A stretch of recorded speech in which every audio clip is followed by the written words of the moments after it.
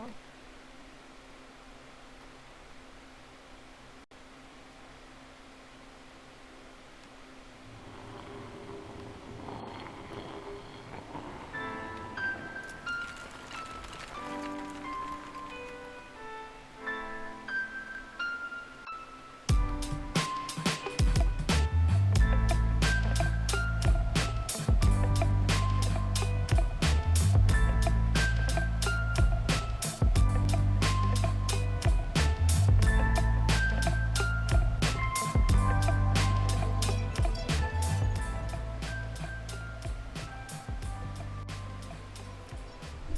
Old Kingdom ancient Egyptian site of Abu Sir is perhaps not as well known as those that neighbour it. To the north, the Giza Plateau with its iconic stone pyramids, and to the south, the vast necropolis of Saqqara with its miles of labyrinthian subterranean passages, huge bedrock shafts, and not to mention the remarkable galleries of the Serapeum.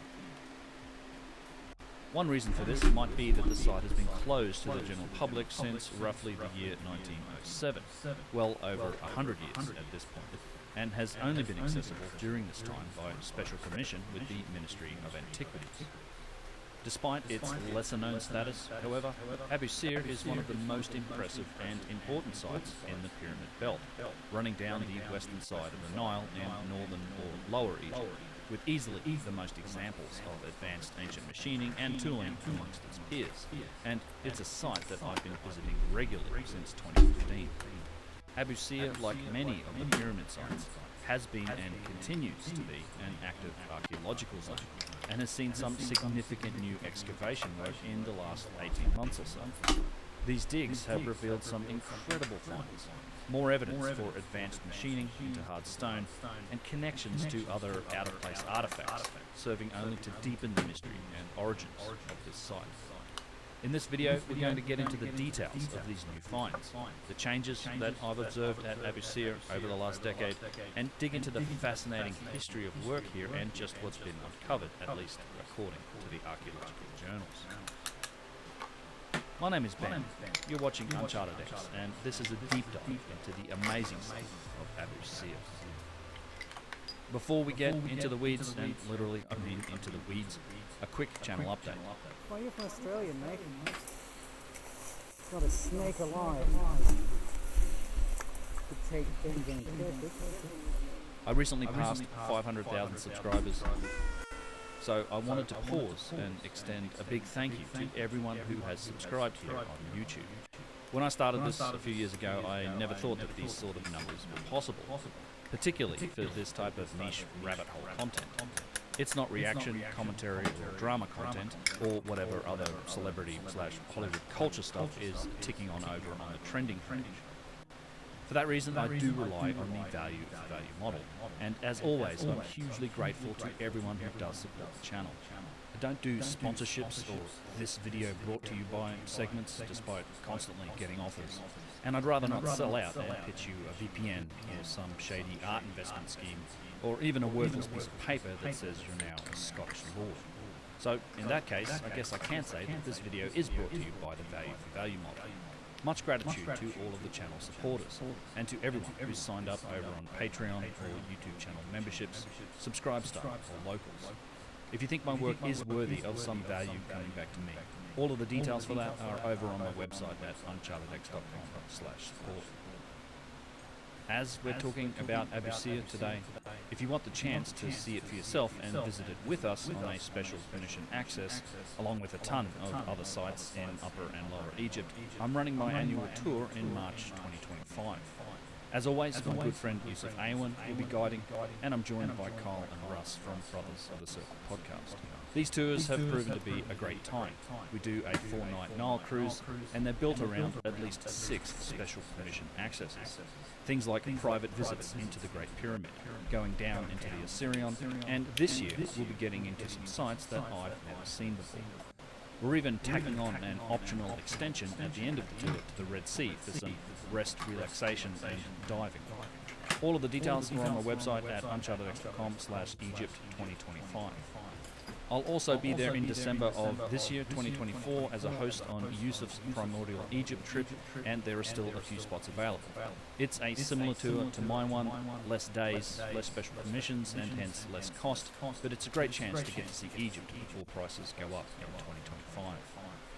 After the Egypt tour in March, in April of 2025, we're going back to Turkey with the same crew, including Yusuf, for a 13-day tour around the epic ancient sites there.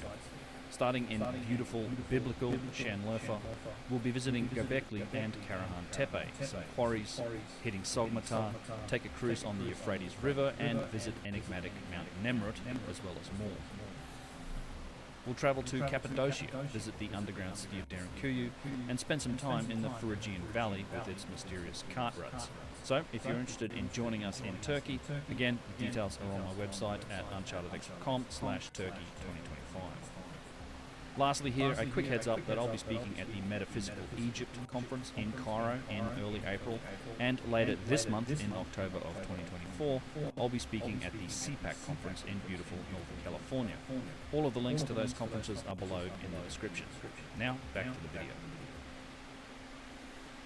Located just north of Saqqara and south of the Giza Plateau, which are all on the west bank of the Nile near the city of Cairo, Abu Sir and its nearby connected sister site, the Sun Temple of Abu Ghraib, exist in the desert, going mostly unnoticed by the millions of tourists in luxury coaches that visit the pyramids to either side of them. Looking at it on Google Earth, you can see the scale of the site, with 3 medium-sized or so-called royal pyramids, a host of smaller pyramids, mastabas and causeways, as well as many other previously excavated areas. From Abu Sir to the south, you can clearly see the step pyramid of Djoser at Saqqara and the giant Giza pyramids on the skyline to the north. It's one of the characteristics of the pyramid sites of Lower Egypt that you can see adjacent pyramids from each location, at least on clear days. Going back to the satellite imagery, you can see the extent of the work and the structures here. Honestly, I think you could almost consider Abu Sir as possibly being one continuous site with Saqqara. There are quite clearly structures in the desert between them, things like the mastaba of Ti, and many more that aren't named, at least on Google Earth. In fact, I suspect there's a good chance that the entire pyramid belt was occupied at some point, including the distance between them and the sites connected. From Abu Rawash all the way in the north, down through Giza, Zaywat al-Ayran, Abu Ghraib and Abu Sir, to Saqqara and then onto Dashur with its massive bent and red pyramids. Indigenous Sufi legends and tales speak of tunnels that once might have run between these sites. These legends are told by figures like the famous and well-known guide Abdel Hakim Aywan, may he rest in peace, who's interacted with figures like John Anthony West, Robert Bauval and Graham Hancock, and who is reported to have said that at one time a man could walk from Giza to Saqqara without the sun touching his back. I assume this doesn't mean at night time, but rather through a system of subterranean tunnels. Certainly there are plenty of underground mysteries and unexplored, unexcavated features at these sites.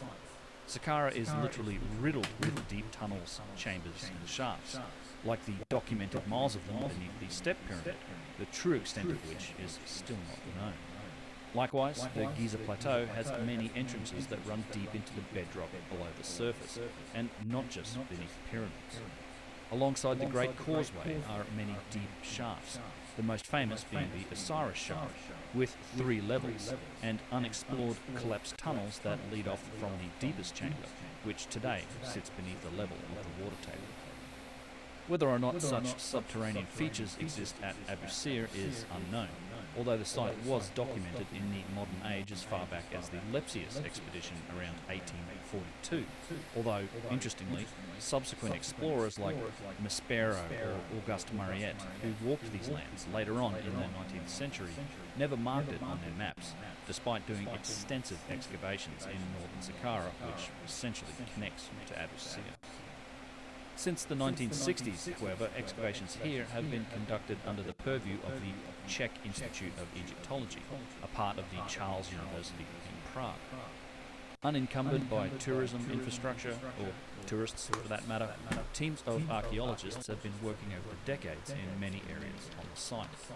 They've made some remarkable discoveries. Many of the ancient hardstone vases that I like to talk about, like this one, have been found here, as well as some of the most interesting precision granite boxes I've ever seen that were found in underground chambers in the mastaba of the Vizier Ptah. We'll get back to these boxes a little bit later in this video. There has been a huge number of artifacts found here, and those are just the ones that I can find documented in the extensive works from the Czech Institute. The site had been excavated well before the Czechs had got here, throughout the 19th and 20th century, as I mentioned, and during the Arab Spring in the early 2010s, Abu Sir was extensively pillaged in a series of quote-unquote illegal excavations, so who knows the full extent of just what's been taken from the site. Generally speaking, Egyptology attributes Abu Sir to the 5th dynasty of the Old Kingdom. The thought is that the Giza Plateau was full with the works of the 4th dynasty kings like Khufu and Khafra, and the kings of the 5th dynasty needed a new place for their own funerary monuments, and high-placed officials during this period began building their own mastabas and large funeral complexes. Obviously, I don't think the Great Stone Pyramids at Giza were ever built as tombs, and there are huge problems with trying to tie the construction timelines with the reigns of the pharaohs associated to them, a problem I explored extensively in this video. Check it out if you haven't seen it, the link is below in the description. Despite the attribution of Abu Sir to the 5th dynasty, there have been artifacts and inscriptions found here that date it further back, to the 1st, 2nd and 3rd dynasties, and even into pre-dynastic archaic times. That's not to say that the 5th dynasty rulers weren't here, they certainly were, and they left their mark, but as with most of these ancient sites, you're looking through layers of work, and the true history of Abu Sir is longer and more complex than the brief, authoritative description you typically get from official guides when visiting. In ancient times, there was a small lake here, as well as a wadi, like a creek, around which the tombs were dug. The site and the excavations show the scale of the work done here in ancient times. It was continually occupied and used throughout the ancient Egyptian civilization and the ones that followed it. One area that's recently been excavated is a spot I've long been interested in, and that is the end of the causeway of the Sahure Pyramid complex. This causeway is typically how you access the site when visiting it with a special permission, and like the pyramids at Giza, the whole complex attached to the pyramid consists of several structures. There is the pyramid itself, the so-called mortuary or pyramid temple in front of it, the causeway, and then the valley temple at the other end of the causeway. To either side of the causeway were, evidently, structures, and this is another area the archaeologists have been busy in. They've apparently been unearthing the remnants of them to either side of it, and the walls and blocks here have, allegedly at least, steles and inscriptions. I say allegedly because you can't see them. The archaeologists working in this area have documented their finds and then covered them up with a sheet of perspex, followed by bricks and cement. You can see the layer of perspex or acrylic protecting the face, and then the bricks and concrete over the top of it. I get that this is to protect the inscriptions, but where's the data? Who knows when or if we will ever know what was on these walls?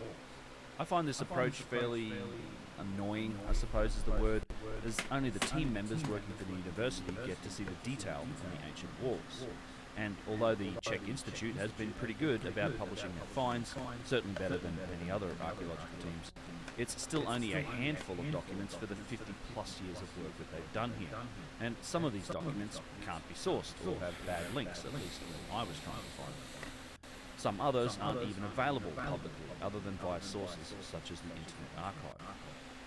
As usual, independent researchers and interested people are left at the mercy of the archaeologists as to when, or even if, details and data on new finds like these steles at Abu Sir are ever released. It's not unknown for it to take more than a decade for results and findings to be published, if they ever are. This process of uncovering new details and discoveries, only for them to be privately documented and then reburied or covered, isn't unique to this site. It happens all the time. We even saw it happening live earlier in 2024.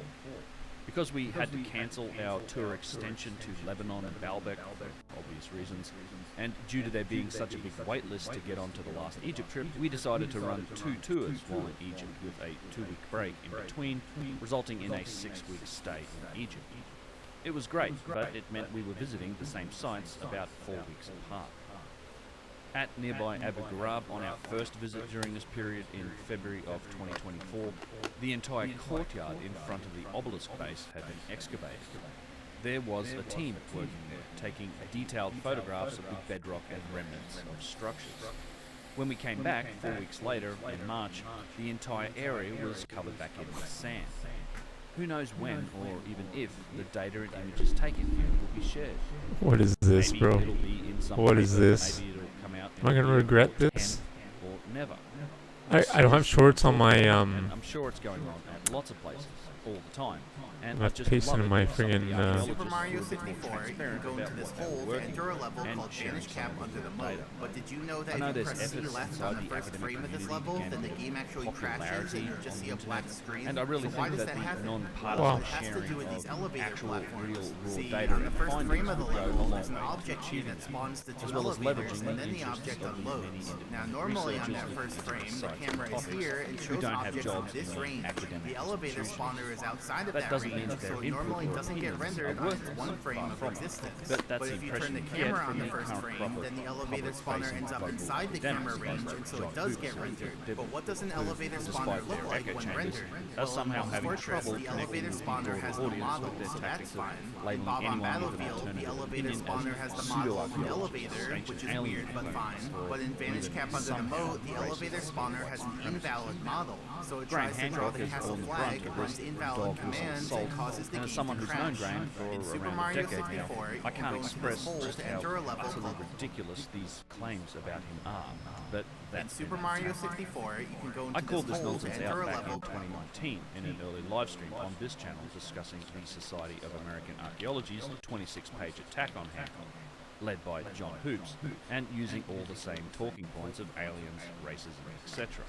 This next bit is what really just made me shake my head. I just couldn't believe what I was reading, and you know, there's articles later on that actually get into this. But get this. So this is again the introduction.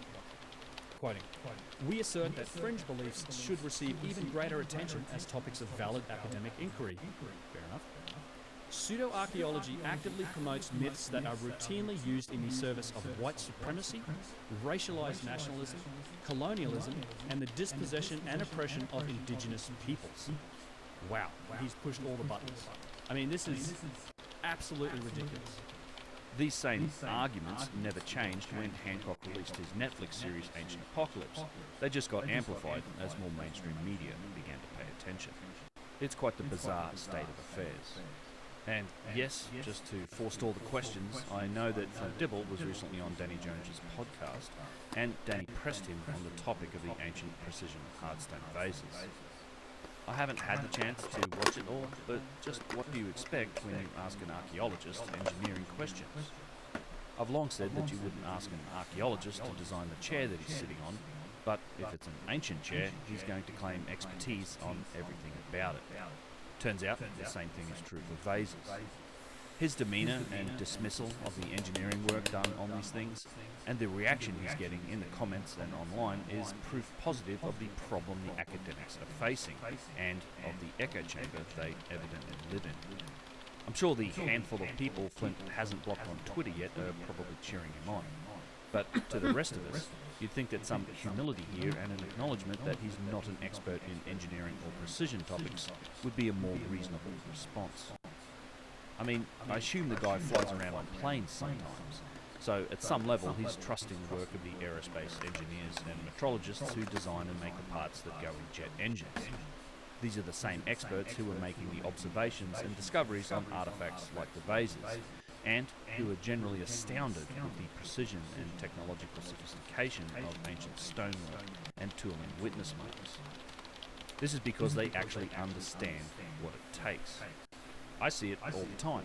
I get engineers and other experts on every tour in Egypt, and I love hearing their insights and observations.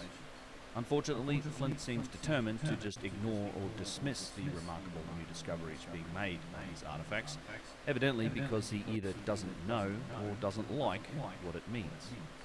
This is the problem, and the science of archaeology needs to adapt itself to become truly multidisciplinary, to take the opinions of real experts in segments of the field, engineers, metrologists, manufacturing and construction experts, and others, if they want to get closer to the truth, if that's even the goal. I'm really not sure that it is. It seems like it's mostly about protecting their own positions as the arbiters of historical truth, even as they watch the internet and independent researchers doing an end run around them. But now, archaeology is completely different. Archaeology is science. Anyway, rant over, let's get back to the causeway at Abu Sir.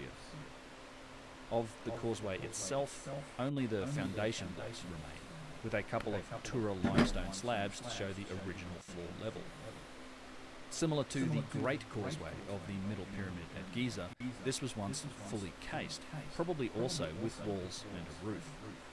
Interestingly, the causeway does have channel blocks, essentially some sort of infrastructure, running well beneath the original floor level. Back in 2016, you could see where this channel went down near the end of the causeway, as shown here. In the last few years, however, this part of the causeway has disappeared into the sand, and its true end and any connected structures to it have long been obscured and overgrown by thick bush off to the east. There is quite obviously a source of water here, for this much green to be growing all on its own in the desert sands. Despite a couple of attempts to get in there over the years, bush bashing, as we might say in Australia, the date palms and the vegetation make it a difficult proposition, not to mention the critters and snakes that are likely living in it. I had always heard from Yusuf that hidden somewhere in this were some very interesting stones, some with tubular drill holes, the remnants of an original structure. So I was quite surprised when visiting the site in early 2024 to find that this scrub and vegetation had all been cleared out, the date palms burnt, and the structure at the end of the causeway has been partially excavated, revealing some intriguing details. We can see the remnants of a megalithic structure, with the familiar stone types of granite, basalt and limestone in use. This excavated area is connected to the causeway and has quite a few large limestone blocks still in place that seem to have been rebuilt or reinforced by smaller stones, likely to create habitable structures in relatively recent centuries. I suspect that these are the limestone core blocks, and that they might very well have been cased in granite, as there is plenty of granite fragments laying around, as well as a couple of very interesting granite blocks. This one in particular is suggestive that the structure here might have been cased. First of all, the piece has obviously been quarried. You can see the face of it that's been split, but it has some other details that are just fascinating. It's upside down, and the curved section is very similar to the curve you find on many of the granite cornice blocks from the mighty Valley and Sphinx temples at Giza. This might well be the only remaining example of a granite cornice that once existed on the original structure here at the end of the causeway at Abu Sir.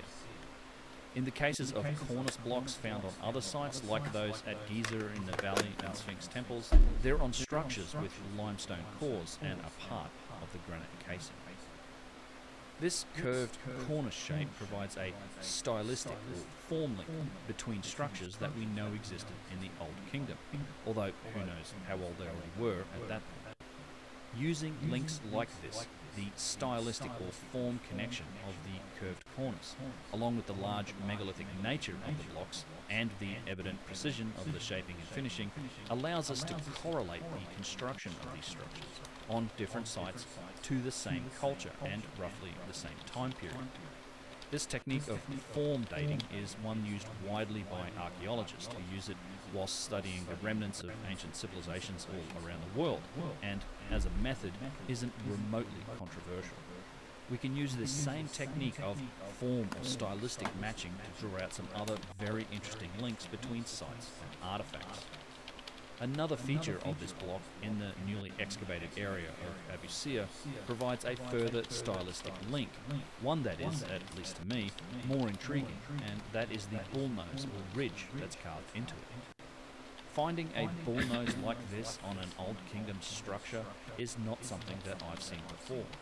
It's very similar to bullnoses found on granite blocks and artifacts far in the south in Upper Egypt, particularly those on Elephantine Island, which are all generally attributed to a rebuild there in the late period of ancient Egypt around 380 BCE.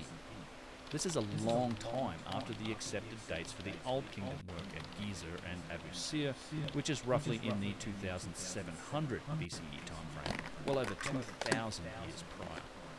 Bullnoses are prominently evident on large granite blocks here on Elephantine Island, and as many of you will know, there is the frankly epic granite box or shrine that's still complete and laying in the sand on this site, and it has runs of bullnoses all over it.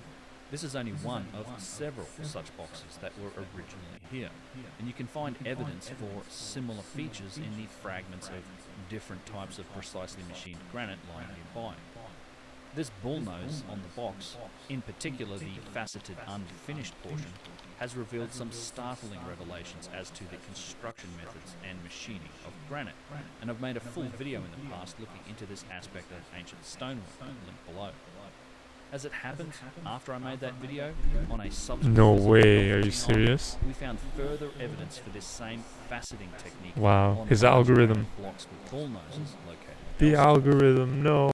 What makes this stylistic link between the block at Abu Sir, that was absolutely existent in the Old Kingdom, and the stonework on Elephantine Island, which is generally attributed to the late period, so interesting is that it lends credence to the idea that these artifacts and stonework on the island could be much older than the late period. It's quite possible that this stonework and artifacts like the granite box were inherited and reused, repurposed in renovations and rebuilding rather than they themselves being created then. This idea is backed up by more evidence that suggests the boxes here might well have been already broken in the late period, and the pieces were in the process of being quarried to be reused for statuary or steles. On the underside of a large broken black granite box, you can see the clear outline, made in red paint, of an Egyptian figure. Obviously here there was an intention at some point to quarry this box and use this piece somewhere else. In a recent video looking at the erosion on the Giza Plateau, and in my presentation videos, The Tale of Two Industries, AI is fucking useless now, man. artifacts, I make the argument that precision artifacts and stonework, like these boxes, or structures like the Valley Temple, and the technology that made them, might well belong to a lost culture even older than the dynastic Egyptians. The idea that certain structures and artifacts might have been inherited by them, rather than created by them, has a lot of evidence behind it, particularly in the technological and engineering comparisons between known ancient Egyptian tools and techniques, the results of them, and the more precise work with very different witness marks and logistical challenges. Check out these videos, links below, if you want to learn more about what's behind this claim. But just for the sake of argument, let's assume for the time being that objects like the box on Elephantine Island were indeed inherited and reused. We can find similar evidence for this hypothesis at other temples in Upper Egypt. In particular at the beautiful Temple of Horus at Edfu, a Ptolemaic or Greek-Roman era construction, built starting in the year 237 BCE by Ptolemy III. This spectacular temple is well known for its amazing inscriptions, covering almost every inch of the sandstone walls and structure. These inscriptions include passages carved on the inside of the northwestern corner walls from the god Thoth that speak of the creation story of the ancient Egyptian civilization. Translation of the epic amount of text at Edfu has been going on for around a century now, but starting in 1986, much of this work is being revisited by the German Edfu project, led by Dieter Kurth, and they're translating the Edfu texts into German using a more modern understanding of hieroglyphics.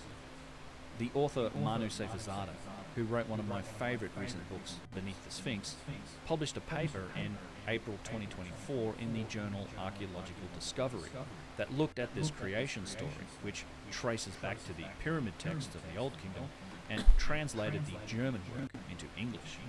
It's a very interesting paper, likely something that I'll cover in a future video, with obvious corollaries to the fabled story of Atlantis, as related by Plato in his dialogues. I'll leave a link to the paper in the description below if you want to check it out.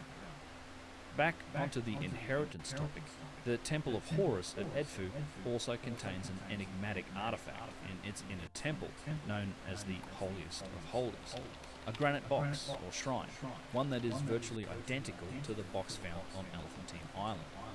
It's quite tough to get a good look at it when you're visiting the temple, as they've got a recreation of a solar boat sitting right in front of it, and a fence to keep the hordes of tourists out. It's always busy here on this site, along with the Komombo Temple, because these are normally visited by the Nile cruise ships, which are all on a similar schedule, and you end up with all of the boats, and hence the tourists, visiting at the same time. I have had the chance to get behind this barrier a couple of times, however, and to get some footage and images up close to the box. It has the same features, it's almost identical. It has the same bullnose as the box on Elephantine Island. It has the same obvious precision, but this one at Edfu has been hammered on with chisels and partially engraved. And there's also obvious signs of wear and damage to the surface. Is it possible that this is in fact an older, inherited and revered artifact? An artifact that was worshipped and included in the holiest of holies at this huge sandstone temple built in the Ptolemaic period? An artifact with stylistic links going back to stonework that existed in the Old Kingdom, being used as the centerpiece, venerating the vastly ancient culture being documented on the walls of the temple here. It seems reasonable to me. The shrine at Edfu looks obviously ancient in its wear, and the sandstone temple itself doesn't show anything like the technological sophistication in terms of stonework as the box does, let alone in comparison to the massive granite temples of the Old Kingdom that stylistically link to it. Interestingly, we do find many representations of this box, or at least its shape, on the inscriptions and drawings found around the walls of the temple. Although I have no idea what it represents, it does seem to be a central icon.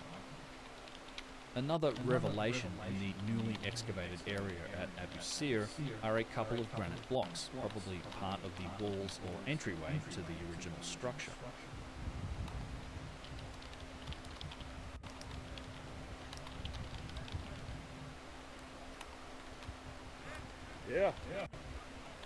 Yeah, I know, I'm coming down. These also feature the same bullnose of granite that we've been talking about.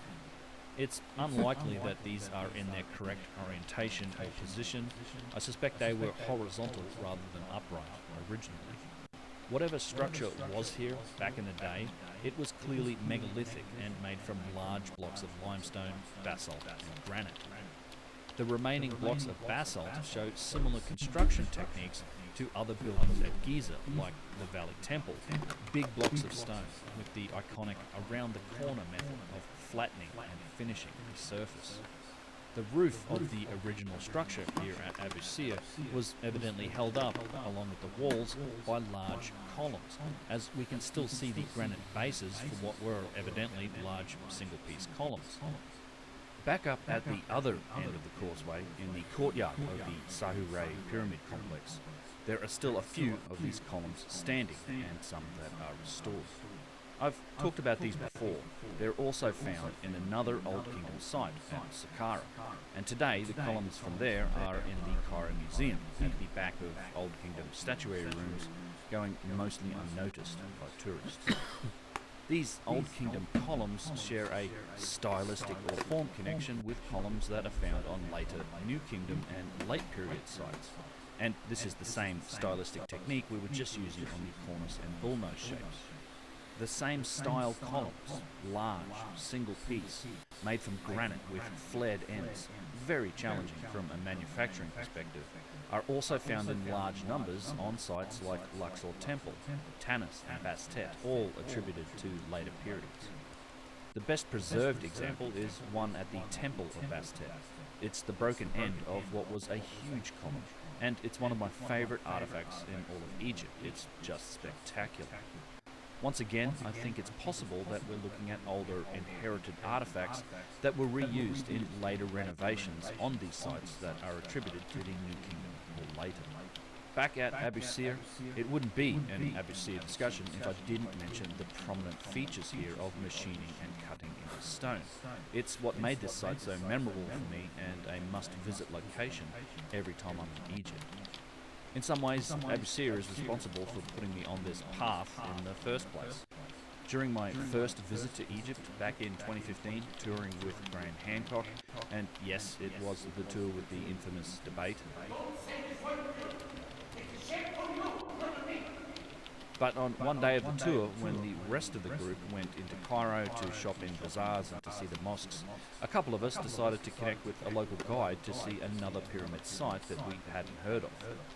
That local guide happened to be Yusuf Ayman, and the site was Abu Sir. Being made by hand or something, but it was really powerful. The pressure of it while it was spinning was so powerful to create this kind of product. Because each rotation is pushing in like that millimeter or whatever, right? That's so you need a tremendous amount of pressure. Well, yeah, it's that's the thing. Every cut, that's a rotation and pushing in. If it was a lot slower process, you wouldn't have those miles. So this type of granite, we call it granite now, is harder than the rose one. I don't know if you all heard this, but when you see part of it that it's smooth like this, and then the rest is rough like this one, that's because until here there was the floor. And it means that they brought the stone like this rough, and then they had the tools to shape it and finish it on the sides. Needless to say, my mind was entirely just blown up that day. I was being shown the smoking guns of evidence for sophisticated ancient machining, far beyond the known capabilities of the dynastic Egyptians, and it was all over this little-known and rarely seen location. Around 18 months after this experience, I quit my day job to pursue this topic full-time. It had become an obsession. All I could think about were the historical mysteries and massive contradictions in what I'd been told about our past. And it really all started with a day trip to Abu Sir. On this site, you can find incredible examples of large circular saw cuts made into hard stone like basalt, and I've explored them and their history of discovery as well as their mainstream explanations in previous videos. There are also more examples of tubular drilling into hard stone here at Abu Sir than can be found on any other site, although they certainly exist on other sites. They're even on the pyramids. For example, here are some tubular drill holes into the granite of the Great Pyramid, a little-known feature. Here's another one. It's an excellent tubular drill hole made into granite that is found in the mortuary temple of the Menkaure, or Third Pyramid. It's a topic that I've done deep dives into in the past, particularly in this video. It's one of my most popular, and the history and controversy around ancient tubular drills makes for a fascinating story. On the granite blocks in the newly excavated area at Abu Sir, more of these tubular drill holes have been revealed, and I don't think these have been shared by anyone as of yet. They very much match the other examples found on this site, which are also made into granite and basalt. That familiar inset where the stone has been carved away and indented before the drilling was started. Just as familiar are the deep grooves or tool witness marks from the machining process that you could see inside the hole. It kind of blows my mind that these have never actually been studied. You'd think that getting a latex mold of the inside of any of the complete holes on this site and using it for analysis would be a fairly basic task, and it won't hurt anything. It would be revealing to use the same process, the one done by Chris Dunn and the Petrie Museum, with a latex mold that allows the three-dimensional features and circular witness marks to be laid out flat in 2 dimensions. In Chris Dunn's case, applied to Petrie's infamous core number 7, which was discovered by Flinders Petrie at Giza and is literally a piece of scrap that was discarded after the drilling process, this latex mold technique showed that the witness marks on the core are made up of deep and continuous spiral grooves. This finding and its implications when it comes to the penetration rate of the tool that made these marks into very hard stone is incredibly challenging to our understanding of ancient stoneworking. Although no latex molds of the tube drill holes at Abu Sir have been made, at least as far as I know, I do have some very good photogrammatical scans of a few of them. They are in high resolution and clearly show sections of the grooves. I think that there has to be a way in 3D software to do the same thing, essentially. Flatten it out to show the features of the lines and grooves on a flat plane and determine if they're spiral or not. I'm certainly no expert in Blender or other 3D applications, and I so far haven't had a lot of luck with the couple of people I've contacted to try and get this done. So if you think you know a way to do it, I'd love to hear from you. The last topic I want to get into is a couple of artifacts also high up on my favourites list. The remarkable granite boxes that are still on location in the mastaba of the Vizier Ptah-Shepsis at Abu Sir. These were discovered during excavations led by Miroslav Verner and the Czech Archaeological Institute in the mid-1970s. They had to dig this entire structure out of the desert sand. I've had the chance to get in here several times. It's not always a guaranteed thing, as even when you visit the site with special permissions, the mastaba is not always open. Inside the mastaba there is an impressive courtyard with 20 large inscribed limestone pillars that show quite a bit of erosion on top. Why the rest of the pillar bodies don't show the same erosion makes sense when you see the dig photos, as only the tops of them were exposed when the work started, nearly 50 years ago now in the 1970s. Wow, okay, saying that kind of hurts, as I was born in the 1970s myself. It's insane to think of how different the world was back then and how old I am now. The different levels of erosion on these square pillars are proof positive that limestone buried under sand doesn't erode anything like as quickly as surfaces that are exposed to the elements. It really makes you wonder about the wind and sand explanations that are used to explain the erosion on the body of the Great Sphinx, as well as the walls of the Sphinx enclosure, given those, for the vast majority of literally thousands of years, have been buried under the sand. This is a topic I've explored in a couple of videos, particularly this one, as it gets into the details of Cavilia's excavation of that area, which was the first one in relatively modern times. I've also explored the topic of limestone erosion in a recent video looking at the megalithic monuments at Gyges, links are below. The Czech Institute also found some other large artifacts when digging out the mastaba, what seemed to be broken sections of fluted or reed-style columns, and I was just amazed when I saw these images. These evidently were single-piece limestone columns, and they've been restored from their broken parts and erected at the front of the mastaba. They seem to be very intricately detailed, no signs of hieroglyphs that I saw, and you can even see the imprint that they left on the column bases. The closest similarly styled columns that I know of are ones that you can find at Luxor and Karnak temples in Upper Egypt. The granite pillars, all granite pillars, and then these are sandstone, stacked sandstone rounds. Once again, we have the same thing going on. Artifacts that are discovered at early Old Kingdom sites with clear form matches to those found on sites attributed to much later periods. In this case, for Karnak and Luxor temples, the New Kingdom, at least 1,500 years later, hinting at the possibility that granite columns like this one at Luxor might well have been here for a very long time indeed. This theory is backed up by the fact that on these New Kingdom sites we also find sandstone imitations of the older work, made from rounds or blocks of stone that are then shaped down, clearly imitations of the much more complex and difficult single-piece columns made from granite.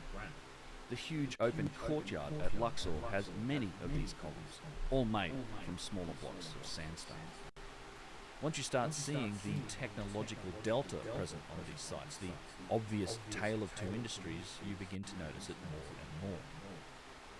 Speaking of a technological delta, the prime artifacts in the mastaba at Abu Sir are undoubtedly these two single-piece granite boxes. Although they haven't been scanned or measured in detail, they display all the characteristics of other known precision-made hardstone boxes. Far from being the only boxes found at Abu Sir, they're clearly more advanced than the rougher limestone hand-carved examples found in various tombs and chambers on the site. I've been visiting this site for nearly a decade now, And one thing that's granted me is the ability to see changes that happen over time, and unfortunately these changes are not all good. These precious ancient artifacts are still on site near where they were found, although they've been moved a bit, but the fact that they're still on site is a good thing, I think. Unfortunately, the low traffic nature of Abu Sir and the fact that it's just out there in the desert means it's also generally accessible to locals, made painfully obvious by the sheer number of illegal excavations that happened during the Arab Spring. It also means artifacts like these are subject to vandalism, although I honestly can't imagine the mindset of the type of person who would deliberately damage these, but that seems to be exactly what's happened. Take a look at this comparison made between 2016 and 2024. The lid on the smaller box was always in several parts. In fact, it seems to have been repaired in the past, but now it's basically just been smashed into pieces. On the larger box, I originally thought that the lid had been cracked in recent years. Smashed. But a Look at closer that. examination of my footage from back in 2016 shows that that crack was always there, although my now government, it's I'm been here to help. significantly Yeah, right. worse, with chips coming off. Bullshit. And the large slab of the lid has now been cracked entirely through. It looks to me like large stones have been thrown down on top of these boxes. Wow. Look at that. It was tremendously disappointing to see this damage when I last got into the Mastaba to look on these incredible artifacts.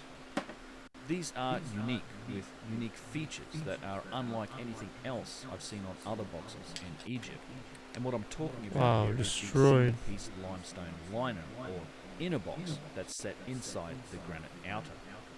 This in itself is quite remarkable, and it presents several significant technological and manufacturing challenges beyond the not insignificant challenge. Wow, of the limestone box on first inner place. lining? That's crazy. The smaller Why? of the two boxes shows this limestone lining quite well, and it's a single piece.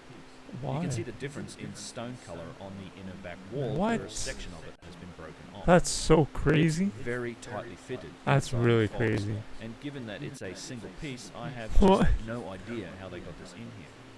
If the limestone inner is so tightly fitted to the Wow. granite, you'd need a hole or relief in it somewhere for the air to escape. What when the the inner fuck? box is somehow lowered and Makes me think it's like some sort of electricity begs the shit. question, why is there a limestone liner in this box at all? Has it got something to do with the afterlife? Is there some sort of magical explanation for this?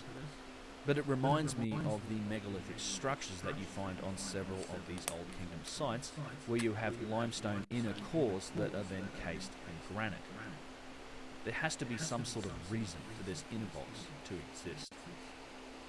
Now, I had always thought that this limestone liner was only a feature found on the smaller of these two boxes, but it turns out that the larger granite box in the Mastaba also has, or at least had, a limestone inner lining. You can't see it when you visit the site today, as the giant heavy slab of the lid is only barely propped up above the box, making it difficult to look inside. But from archival images from when the box was discovered in the 1970s, you can see that it also has a limestone liner. The lid for this box is sitting right next to it, tipped over on its side, and it's definitely the same one that you find today in the chamber of the Mastaba that this footage is from. I'm sorry to say, I really don't have any answers here, or even any good speculation as to why these boxes have this feature. It can't have been easy, and it must have had some sort of functional reason, but what that might be remains a mystery. So, I hope you enjoyed this update on the new finds at one of the more enigmatic ancient Egyptian Old Kingdom sites of Abu Sir. The more details I find here on every visit only serve to deepen the level of contradiction and mystery buried in the oldest periods of our past, as yet again we can see solid evidence for stylistic links on sites that are thousands of years apart, evidence for inheritance, longer timelines, and the presence of advanced ancient technology in the remnants of the priceless hardstone artifacts and architecture. There is a real need for more scientific, engineering-oriented investigations at Abu Sir, as I think it contains some of the most accessible and well-preserved examples that could, with minimal and non-invasive work, help to overturn the paradigm that its original builders were loincloth-wearing primitives wielding sticks, stones, and soft copper tools. Maybe the new work that's been happening around the scanning electron microscopy of ancient vase fragments will help to hasten such efforts along. I don't know. I can only hope. If you didn't see my live stream, This guy has a lot of check it Patreons. out, the link's below. But a full video getting into the details of this will be coming soon. Quick reminder, if you'd like to visit Abu Sir and tour it with me, along with many of the other epic sites in Egypt, I'll be there in December with Yusuf on his Primordial Egypt tour, and the annual UnchartedX tour with the Snake Bros and a lot more special permissions is going ahead in March of 2025. You can check out all the details on the links below or on my website. As always, a massive thank you to everyone who supports UnchartedX. How cool is this fucking guy in this channel? I really couldn't do this work without your He's patience. like, yeah, after this 1 hour amazingly informative video, All the details at if you wanted to join me in Egypt, I hope everybody and I'll enjoys show you it. around all the Until sites in next time, person. Bye-bye for now. Like, it's just so amazing, man.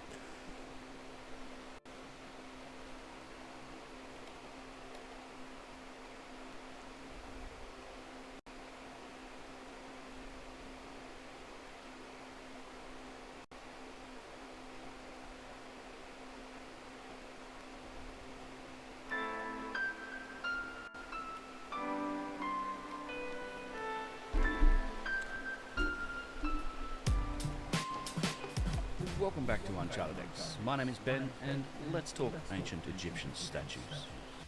For my money, these ancient statues are some of the most interesting artifacts from the past, and they represent some of the most significant mysteries.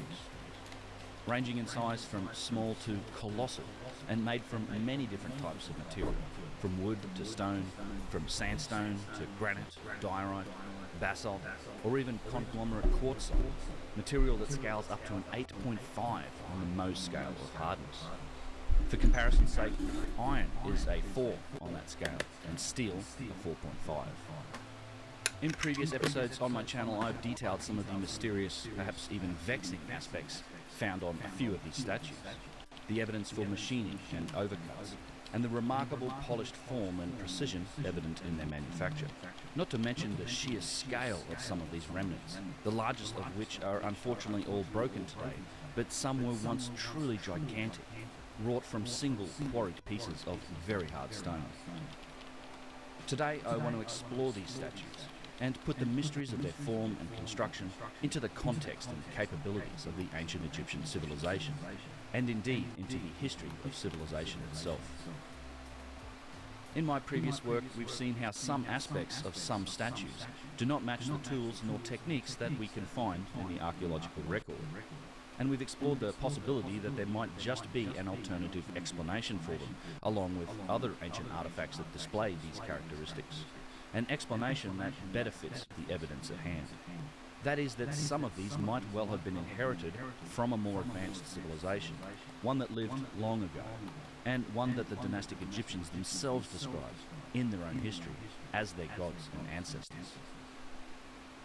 If we follow this theory for a moment, and assume that indeed these statues are cultural and representational icons from some distant ancestor of the dynastic Egyptians, could they have helped to form the very identity of the civilization that later inherited them? Like images of the gods that the dynastic kings and pharaohs tried to imitate, to capture in their significance, to join in their rank and stature, or to even label with their own name during the times of their own reigns. Let's explore this idea a little bit. Now, obviously, I'm not saying that every statue from ancient Egypt fits this mold. In fact, most of them do not, in that they do not display the specific defining technological characteristics that puts an artifact into this category. Characteristics that we'll explore in this video. The dynastic Egyptians, of course, created statues and stonework, lots of it, and much of it is incredibly well done. Their civilization, as we know it, ran from roughly 3100 BCE to 30 BCE, over 3,000 years. And clearly, during this period, there was stoneworking and artistic guilds, whose capabilities developed over time and ultimately reached a high art form. Take this remarkable wooden statue, for example, of a scribe named Kappa from around 2450 BCE, still incredibly lifelike with its rock crystal and copper eyes. Another piece in the Cairo Museum is of Ramses II, depicted as a child, sheltered by a large winged falcon representing the god Harun. This statue, standing nearly 2.5 meters tall, was found at Tanis and is carved from a block of granite diorite. Yo, elusive, what up, brother? As remarkable and beautiful as it is, Yo, it's congrats on definitely the was a product of Statue hand 218 you got on When we Xbox? compare this Hell yeah, to brother. some of the other statues, we can start to see what I would call a tale of two distinct and separate industries. Let's take a closer look at this work. Firstly, I think the face of the falcon must have been damaged in ancient times, and what we see today is a modern repair, or at least that's my guess for it, as these types of modern restorations on ancient statues are much more common than you think. Looking closely at the surface of the stone, we can see that it is uneven and still pitted, showing the remains and remnants of chisel or pounding marks.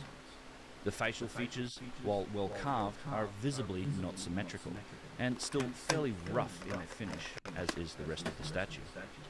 For example, the uraeus or cobra on the crown, the fingers of the left hand, or the feet. Proportionally, the lower legs and ankles are slightly hefty, might be the best way to describe it. The carvings and chisel marks of the falcon's wings match those that we can see in the carved cartouche of Ramses II.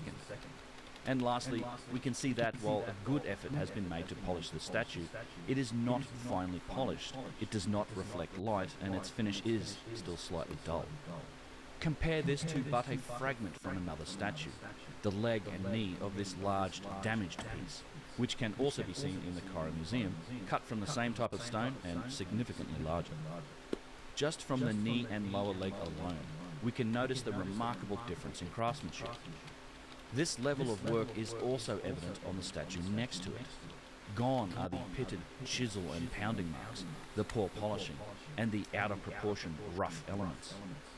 In their place, we have an utterly astonishing rendition of a human knee, complete with bone structure and musculature, its finish still brightly reflecting light, and without a tool mark in sight. A closer look reveals that we do still see chisel marks on the hieroglyphs carved into this statue, along with a notable lack of straight lines. Comparing the two statues gives a clear visual representation of what I mean by a tale of two industries. One is obviously made with hand tools and made well, but the other is obviously also in a different league altogether. It represents something other than hand tools and primitive techniques. What we can say is that there is most certainly a different level of technology at play here.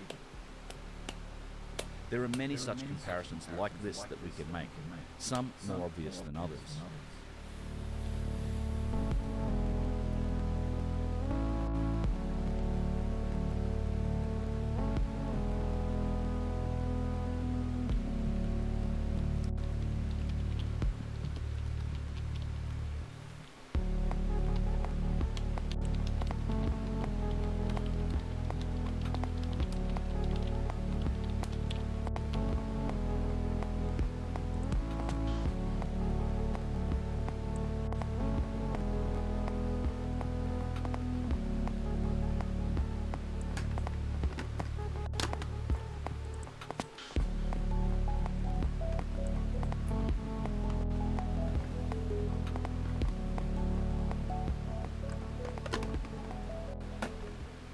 This concept of two different industries is one of the usually unspoken contradictions in the orthodox version of ancient Egyptian history.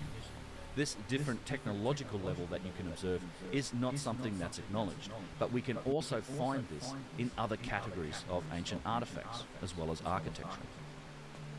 We can see it in the boxes.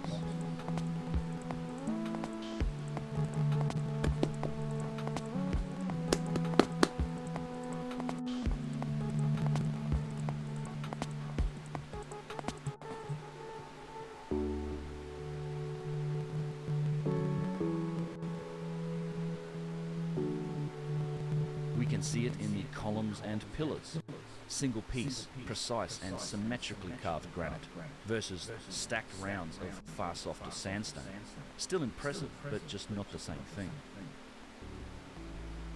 We also see it in the story of the amazing stone vases, a story I've explained and explored in detail in a couple of videos linked below. But the roughly 40,000 incredibly turned and precision-made stone vessels are vastly different to the industry of hand-carved alabaster vessels that came after. Even the pyramids themselves, the massive and mighty megalithic pyramids of Giza, Dashur and Maidum, are both amongst the first pyramids ever supposedly made by the dynastic Egyptians, and entirely different and superior constructions to any later effort at pyramid building, many of which were nothing more than piles of mud bricks that are mostly long gone today. The Old Kingdom pyramids highlights one of the other major contradictions in our current perspective on the past, that the technologically superior work, that which displays characteristics and features that can't be explained by simple hand tools, always seems to come from the earliest periods, and are older than the inferior examples that came later. How is this possible? It just doesn't make sense from the perspective of technological progression in an average human civilization. Going back to the aforementioned vases and vessels made with precision from incredibly hard stone, they stretch far back into pre-dynastic times, with the vast majority of them being attributed to the 3rd or 4th dynasty. This is due to where they were found, beneath the step pyramid at Saqqara. Even though they were found here, today, in the museum that's on that site, they are explained as heirlooms, inherited from earlier times. None of these types of vessels were ever made again after the 4th dynasty. Did this craft somehow disappear suddenly and entirely from the toolbox of the ancient Egyptians? Or did King Joseph just hoover up all of the heirlooms that he could find, scratch his name into a few of them, and have them buried with him under his step pyramid? The alabaster vases that were produced after this period don't show any of the same sophistication, precision or symmetry of the earlier stone vessels, and alabaster is orders of magnitude softer and easier to work than the materials used in the older stone vases. The single-piece granite columns and pillars tell a similar story. Many of these come to us from Old Kingdom sites like Giza, Saqqara or Abu Sir, while later constructions in places like Karnak or Luxor use the stacked blocks of sandstone technique. Sandstone is much softer than granite, and though these are all still impressive and awe-inspiring to see today, they are nowhere near the technical achievement of tapered, palm-shaped single-piece columns quarried and carved from greatly harder and heavier stone. We also see this contradiction of older precision work in the boxes of Egypt. Supposedly the very first single-piece granite box ever made is the one found beneath Mastaba 17 at Maidum, attributed to the 3rd dynasty of the Old Kingdom. And it's still a 13-ton precision-carved megalith. From zero to perfection in the deep sands of time, with no precursive technological progression required at all, it seems. Yet, many centuries and dynasties later, we can find boxes, or rather actual sarcophagi, that are clearly handmade and far inferior to older examples. Even with the stone statues, this same argument can be made. Amazing pieces like Khafre enthroned, carved from diorite, and several others just like it found at Giza, are attributed to the early dynasties of the Old Kingdom. Now, before the mainstream apologists or my wonderful critics have another conniption about my words, I am of course aware that many precision-made boxes, statues, columns and obelisks are attributed to later periods, to the Middle and New Kingdoms, or even to the Ptolemaic times. The huge single-piece boxes in the Serapeum, for It's a example, sign. or the giant You gotta stream tonight. 400-plus-ton statues at Luxor Temple, as well as many obelisks, are said to have come from these later periods. However, we must remember that the foundation of this dating, this classification upon which the orthodox story of history is built, comes from the writing, the hieroglyphs that are found on or around such objects. This brings me to another point that I like to make in the face of this so-called conclusive evidence, that the writing on these artifacts is obviously not made with the same technology that formed the artifacts themselves. It is manifestly observable, in many cases, that the writing was added much later, to the point that its crude form could be considered more graffiti and defacement, rather than provenance and inception. What's more, it's been proven incontrovertibly that the kings of ancient Egypt made a practice of inheriting and rebadging, of inscribing their names on older artifacts and on the sites themselves. This isn't disputed by academia, it's been documented by Egyptologists, and I have a whole video on this phenomenon, it's also linked below. We will continue to come back to these points about relabeling, and about the crude nature of the glyphs themselves. But when you're looking at the sites and artifacts in this video, ask yourself, is it possible that some of the artifacts could have been inherited, claimed, written on, and perhaps even entire temples constructed around them?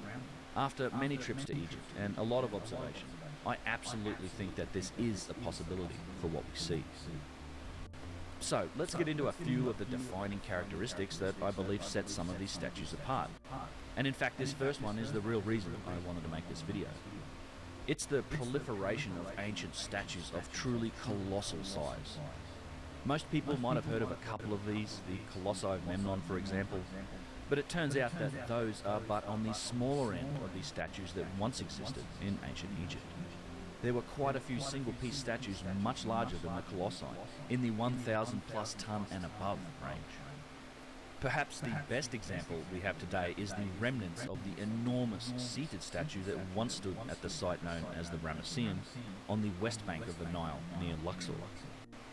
It's a relatively small site that isn't as well known or visited as the nearby Valley of the Kings, but what you can see here is entirely worth the stop on any trip to Egypt.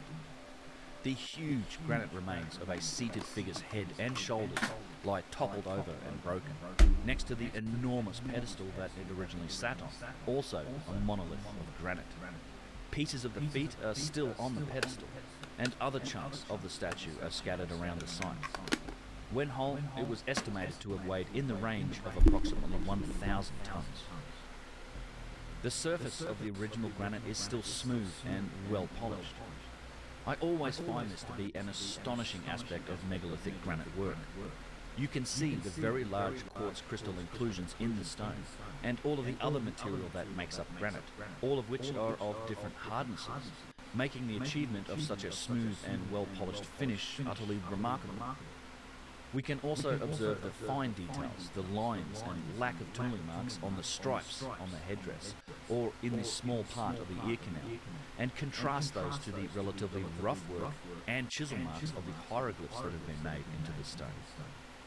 Once again, we can observe a notable difference in technology between the writing and that of the object itself. The glyphs are deeply carved into the statue and into the pedestal, a very common practice by the workmen of Ramses II, whom to, of course, this statue is attributed. Ramses was a notorious usurper of older monuments, and he had his name carved deeply into many objects in order for it to be very difficult to remove by his descendants, something that he did on the regular to older work that was inherited by him. The Ramesseum temple itself was constructed, or at least rebuilt from ruins, by Ramses II, and I contend that it was likely to have been built around the pre-existing Colossus, as well as several other statues and artifacts that still remain on the site. The Ramesseum is a great example of the different levels of technology that can be observed at many temples, kind of like a microcosm of what you can find at the larger sites of Karnak and Luxor. Around the remnants of the great statue are sandstone pylons, columns, and other statues, all made up from multiple stacked blocks, none of them from single pieces, and they've been beautifully carved and decorated with stories of the triumphs of Ramses II. We can also find other large single-piece granite, basalt, or granodiorite statues here, with some remnants still standing and remarkable in their form. The head of one of these statues has incredible polished surfaces, like the inside of the ear, with other surfaces being rougher in order to have originally held gold leafing. What a sight it must have been in its glory. As I told you, because this had a gold leaf on top of it. That's why they keep it rough, so that the gold leaf can stay or stick.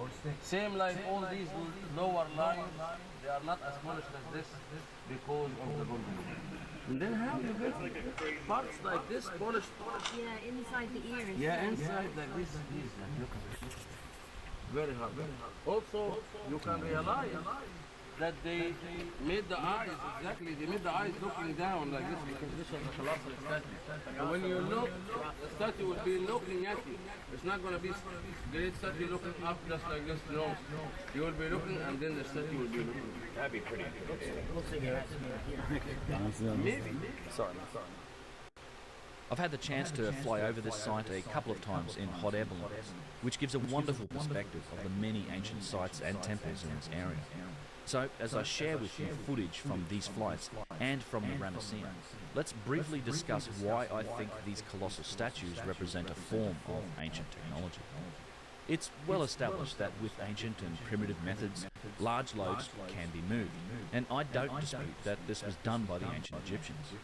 50, 100, even 150 or perhaps 200 tons might have been possible to move with the very primitive techniques that the dynastic Egyptians were documented as using, at least out in the open over more or less level ground.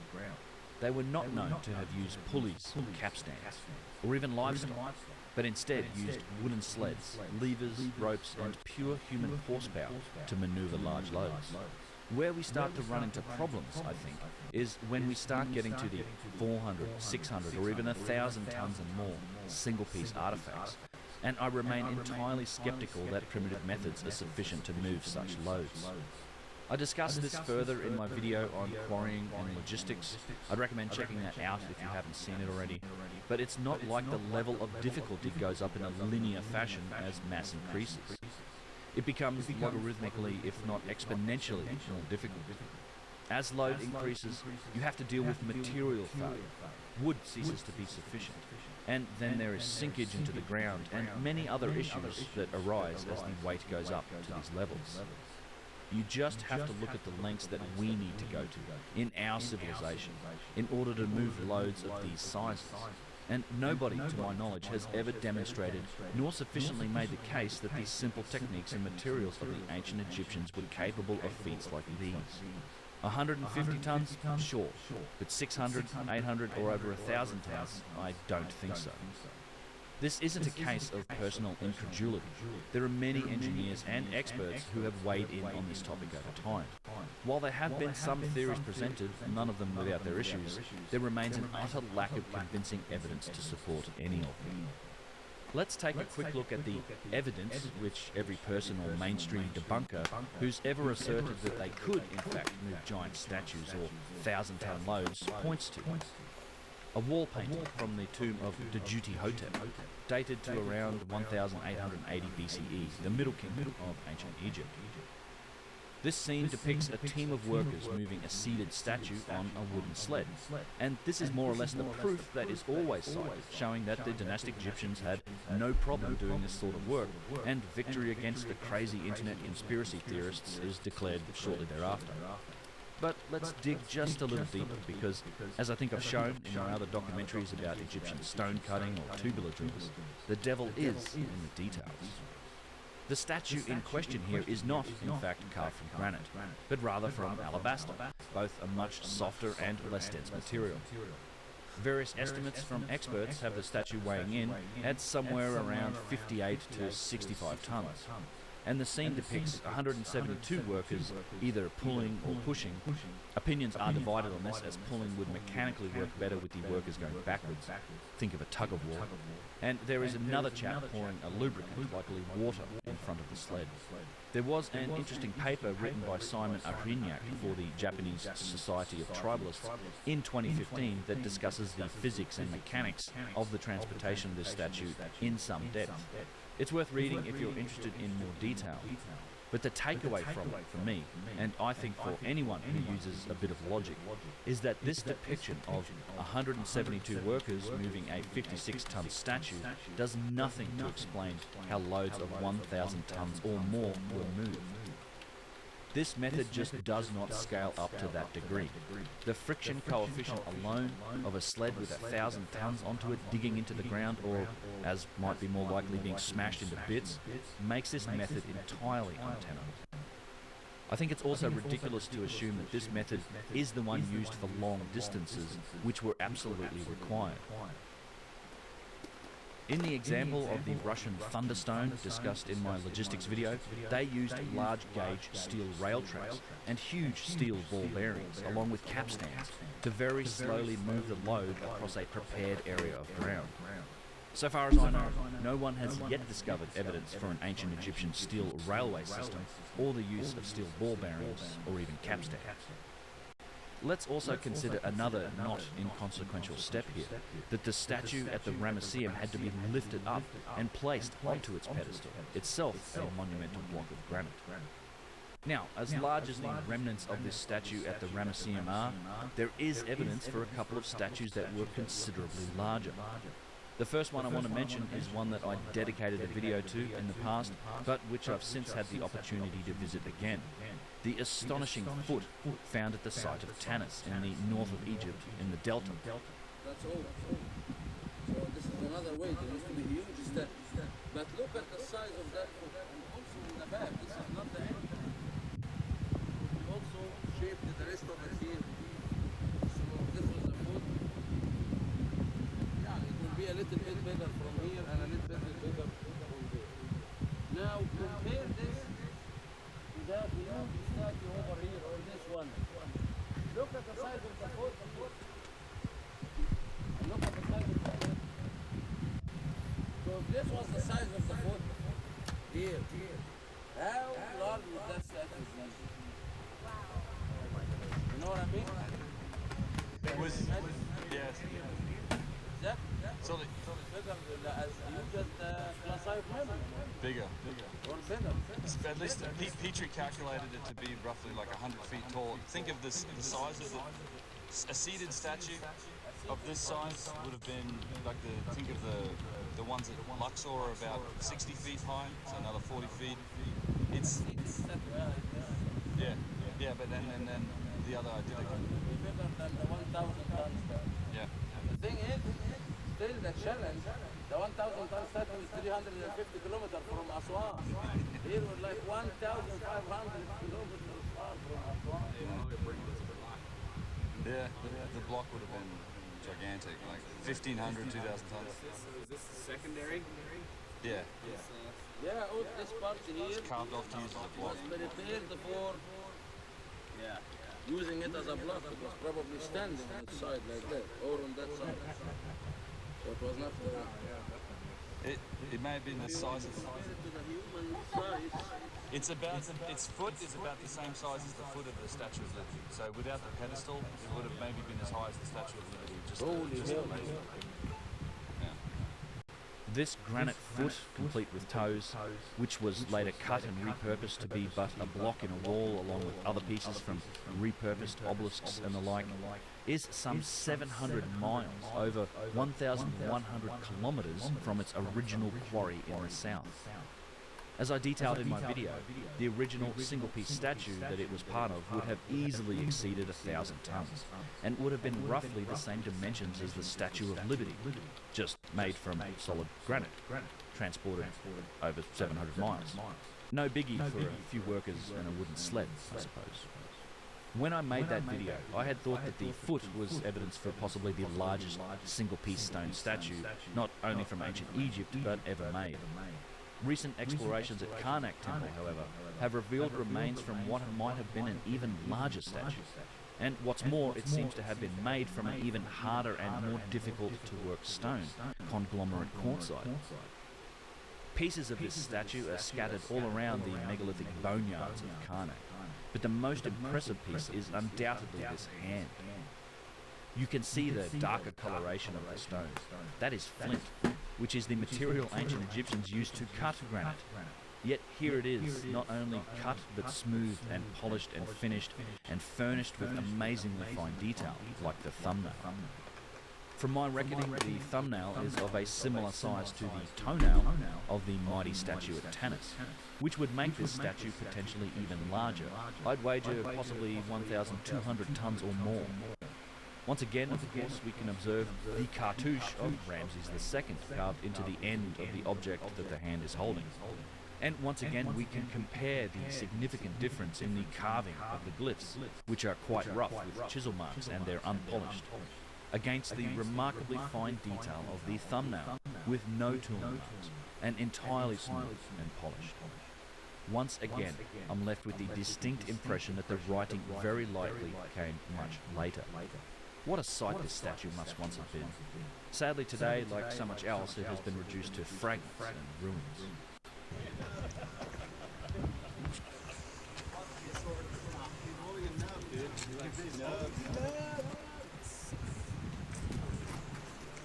Or just scale up, right? And this is quartzite, composite, or conglomerate quartzite. Yeah, go for it.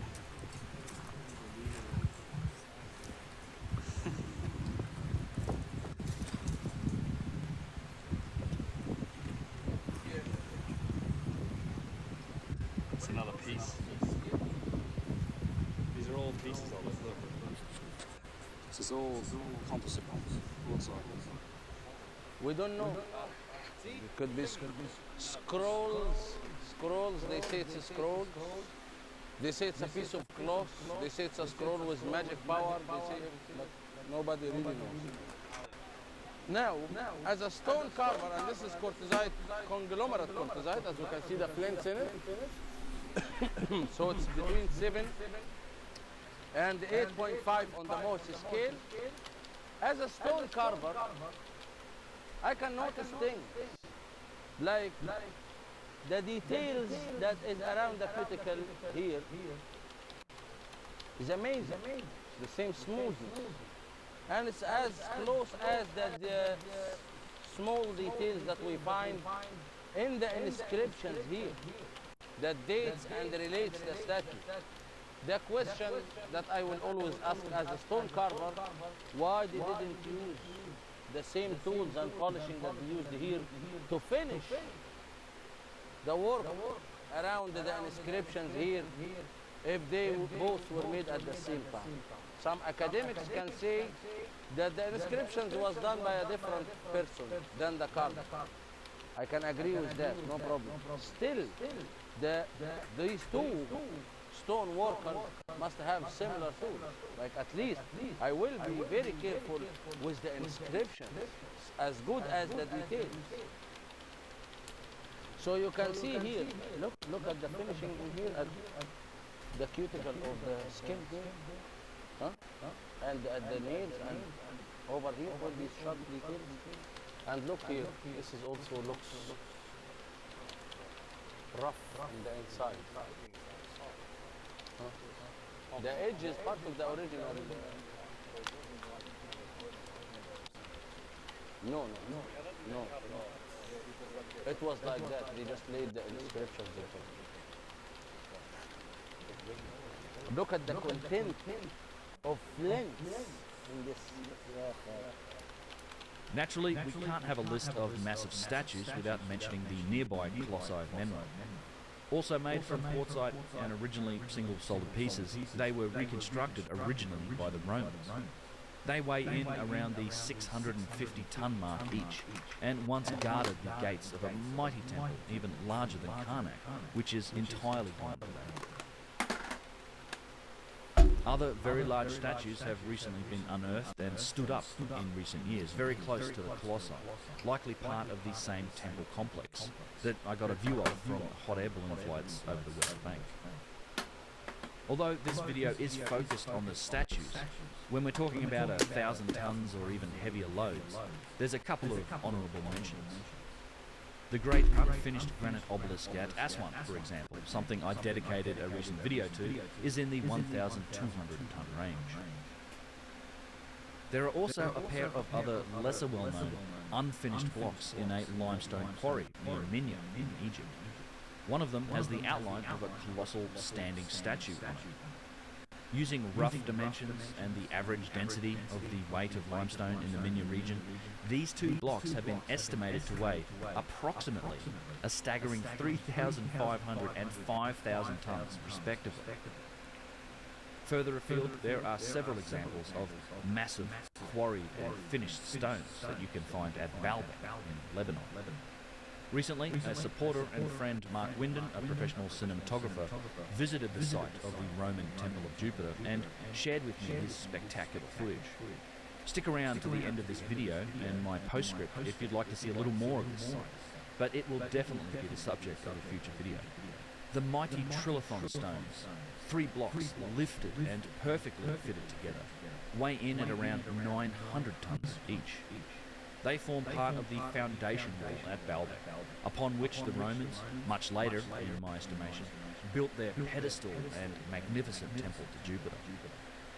In the nearby quarry of Baalbek rests the famous Stone of the Pregnant Woman, at least 1,000 tons. Excavations in recent years have revealed another and even larger quarried stone beneath and beside it, estimated to be around 1,500 tons. It's unlikely that the Romans even knew this stone was here during their time. Returning to Egypt, the most well-preserved large statues are those found on the other side of the Nile from the Colossi at Luxor Temple. Several of these awe-inspiring statues have been reconstructed in modern times and make for spectacular viewing under lights in the evening. While not as large as our previous examples, the fact that they're mostly intact has allowed some limited investigation into other aspects of their construction, ones that I consider to be some of the very best evidence for a form of lost ancient technology. I'm referring here to the precision and symmetry that has been observed in these statues through the work of engineer Christopher Dunn. I've covered these aspects of the statues in detail in my documentary on the precision of ancient Egyptian works, so I'd recommend checking that out if you haven't seen it. In summary, the utter perfection in the symmetry of the granite heads and crowns, or headsets, puts these accomplishments far outside the reach of any primitive hand-carved methods. What's even more remarkable is that the faces of these statues are all the same.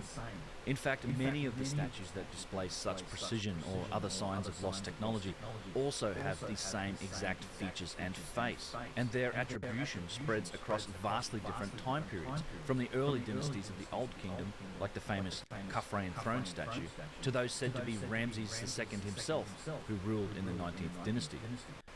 To me, it's suggestive of some form of template that the original builders, who I think might well be responsible for all statues of this type, were working from. Here we can see again the name of Miriam down here, in the between the legs, and the name of Ramses II here. The statue doesn't look like any of them. Nah. And we have the name of Ramses, of course, again over the dagger. Another thing we can notice is that the belt in this piece looks like it was, something was removed and then it was carved into it. Once again, when you visit Luxor Temple, you can observe some of the significant disparities between the writing that's been chiseled into the statues versus the details and finish of the statues themselves. It's worlds apart. Some of the best evidence that the writing came later can be found on the belts of several upright statues. In places, they have quite obviously been carved over pre-existing features, like the dagger.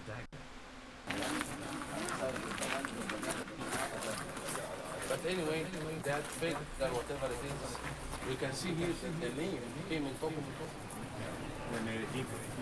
The name of Ramses II is on top of the carpet. And on top of the kilt itself. While here they didn't do it because the shape that looks like a dagger is in the middle. So they didn't bother carving it on it. But here they did it. Huh? You'll see that? And the belts. Tomorrow when we go to Karnak, I will show you. Here you can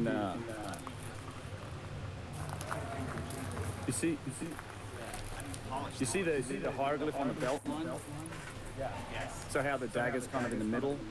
If you look at those two statues here on the left, the daggers are slightly off-center in the middle, and you can pretty clearly see how the hieroglyph's been added over the carving of the dagger. See the corner of the ankh, the shen ring? You know what I mean? Was maybe not shape, but then they just put hieroglyphs inside. I think they probably added the whole shen ring inside it. Yeah. So the belt was exactly. Yeah, they've added it there. This one here has the name of a couple different pharaohs on it. It has Ramses if they're right. That's Ramses the Great. The one on the left there? Yeah, on the left in the shen ring, and then there's Meron Ptah between the legs, his son. They both put their names on it, and then Ramses again up top there. There are many other statues like this also at Karnak Temple, and in one place we can find a piece from a statue that had yet to be rebadged. As my friend Yusuf Aywan explains, the dynastic Egyptians understood how to integrate their writing into the older statues. Here we find, this is part of the statue as you can see, and here is the head of Noah. Yeah, we added this. Yeah, the objects themselves. They are smart enough to choose focal points where the inscriptions will fit with the statue or with the structure and look from as all of them are from the same structure. At Karnak and Luxor temples, we can observe again the tale of two industries. Surrounding these single-piece granite artifacts, be they obelisks, statues or architecture, we can find the dynastic work wrought from stacked blocks of sandstone.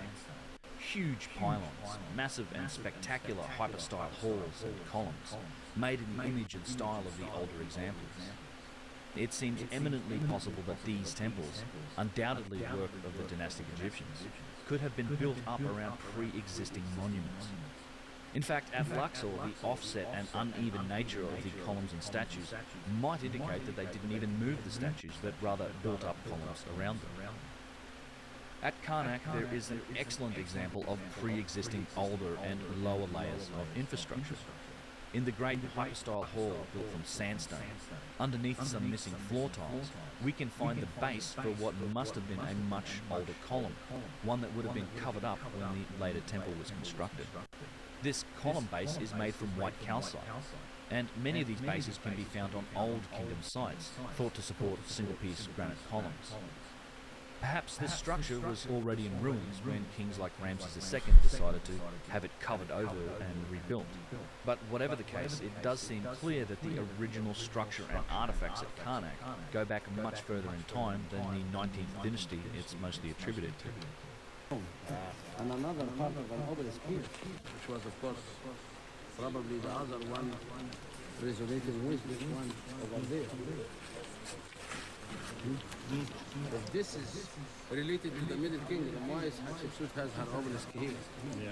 You can just see layers on top of layers. And when we, as Egyptologists, divide the site to timelines, we depend on inscriptions. But we already know that inscriptions can be added in different. The granite columns should be the subject of their own video, and they will be, but we do have examples in the Egyptian Museum that come from Old Kingdom sites, like Saqqara and Gyges or Abu Sir, that, with their tapering granite form, show remarkable precision and craftsmanship in their construction. I do want to quickly mention here also the site of Abu Simbel, which I had the chance to visit for the first time only recently. While not single-piece statues, these giant figures of Ramses II have been carved directly out of the sandstone hillside. When Egypt constructed the Great Dam on the Nile River, creating the vast Lake Nasser, it would have flooded the original location for Abu Simbel. So a massive project was undertaken to carefully cut up the temple into blocks and move it a short distance uphill for reconstruction. Quite a difficult task, and I have to say it was one amazingly well done. I do have to wonder though that if the dynastic Egyptians apparently found it so easy to move huge loads around, why did we in modern times have to cut it up into so many smaller blocks in order to get the job done? The huge carvings are undeniably impressive, but I don't put them in the same technological category of the granite works that we've discussed so far. They're carved from sandstone, which, as we've said, is much softer than granite, and there was never any need to move them.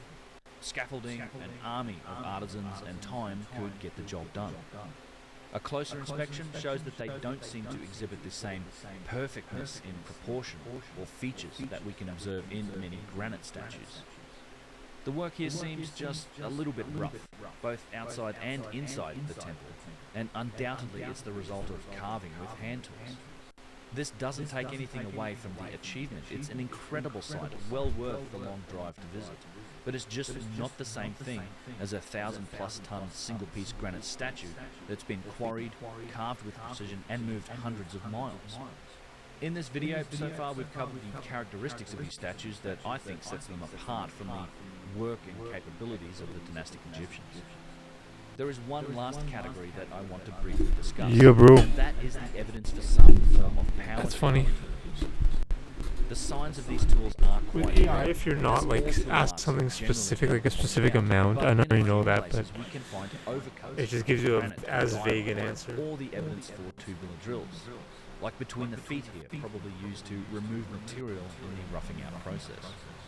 The examples of overcuts that we can see on the seat or under the armpits of statues in the Egyptian Museum are all from Old Kingdom sites like Giza.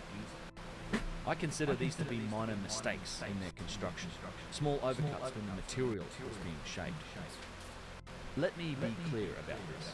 Overcuts like these simply would not happen if the method being used was some form of manual grinding.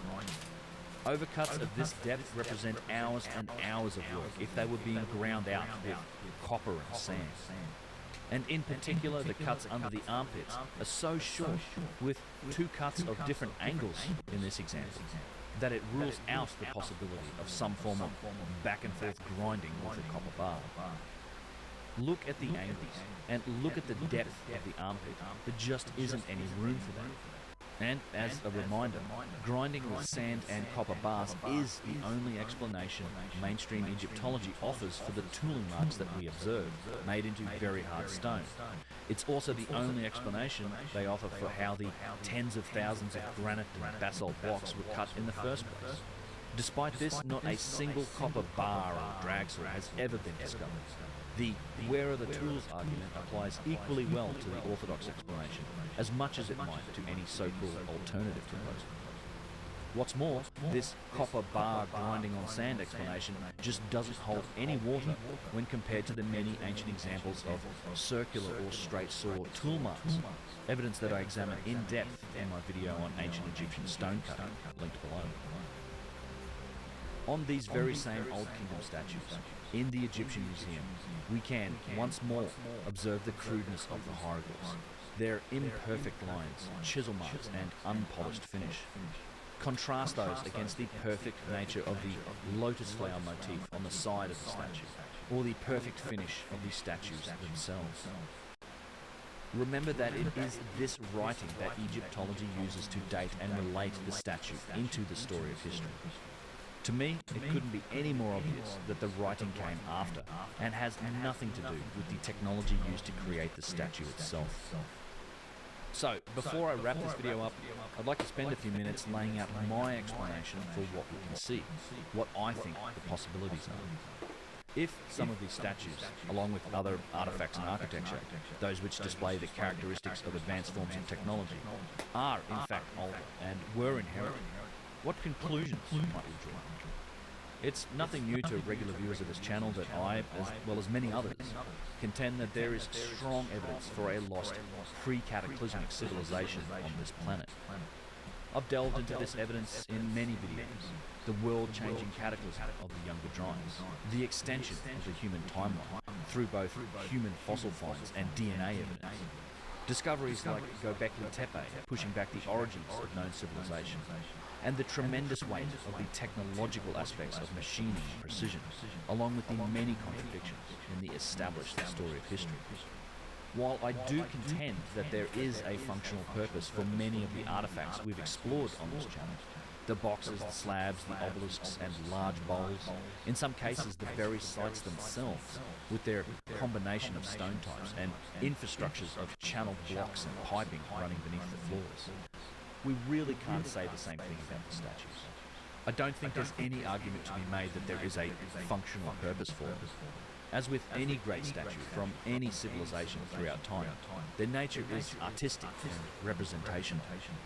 They certainly seem to have benefited from the same precision manufacturing processes used for many of the other artifacts, a capability created, I believe, in the pursuit of function.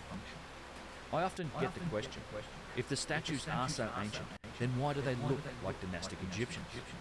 Well, I rather think it's the other way around.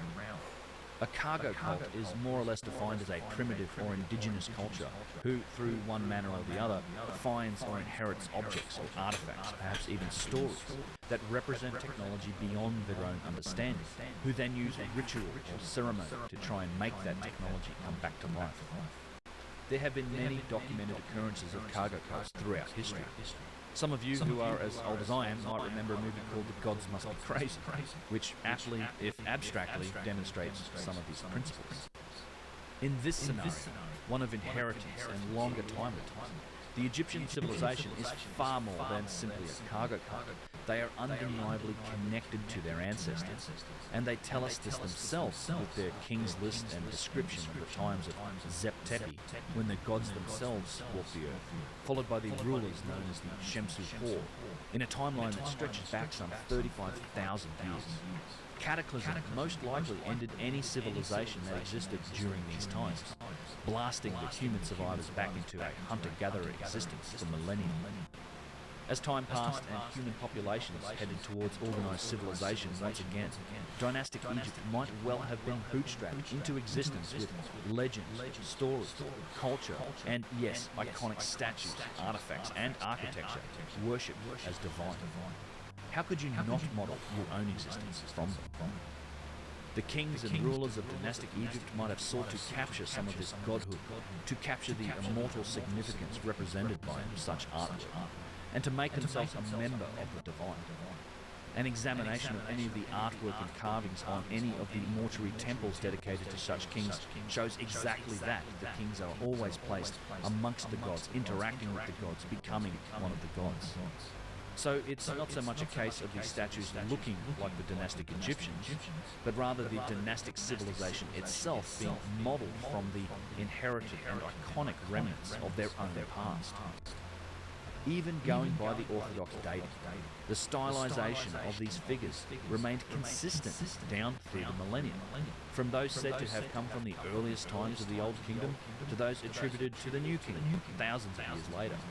These statues were claimed by kings, temples built around them, and in several cases, as has been documented, even labelled with their own names through primitive chiseling of flint tools. It's certainly a hypothesis that bears further investigation, and I can't say that this is exactly what happened, but to me, it's where the evidence points. What's the alternative? Through the work of people like Flinders Petrie and later on Christopher Dunn, at this point it's incontrovertible that there was some very advanced stonework techniques applied in ancient times. We have to compare this to the obvious and far more primitive techniques that are also on display. The hand-chiseled rough glyphs, the less perfect statues and architecture, the mud brick pyramids, all of which match the tools and techniques that we have in the archaeological record. So, if my whole hypothesis here is nonsense and dynastic Egypt indeed was responsible for everything, then they had an entirely superior technology available to them, alongside and at the same time as they employed primitive techniques and tools. This also means that they possessed vastly more knowledge about the dimensions of the planet and the motions of the heavens, as evidenced by the endless set of so-called coincidences encoded into architecture like the Great Pyramid. Of course, we have no direct evidence for this advanced knowledge and technology of the dynastic Egyptians. Only the architecture left standing, the tool marks left behind, the precision objects themselves, and the logistical achievements of moving 1,000-plus ton loads across vast distances. Between these two options, I think the balance of evidence points towards the inheritance model, longer timeline, and a very advanced form of a cargo cart in the dynastic civilization. This in no way takes away from their achievements. They are one of the world's greatest cultures to have ever existed. But in seeking the truth here, we do have to explain the most difficult aspects of the problem. Certainly, we could do with more open-minded research, and once again, I would say that I very much hope that the establishment and authorities with the access and power to do such work might pursue some of these avenues, rather than just concluding that because pounding stones and flint chisels or copper tools and depictions like the Djibouti Hotep image are all we found, then that's how everything was done. If they are ever looking for ideas on that front about what we could investigate, I've certainly got plenty of them, and it's a discussion I'd love the chance to have. Ultimately, even if it proves everything that I've said here as being wrong, as long as it gets us closer to unraveling the mysteries of our past, it will absolutely have been worth it. Thanks for watching.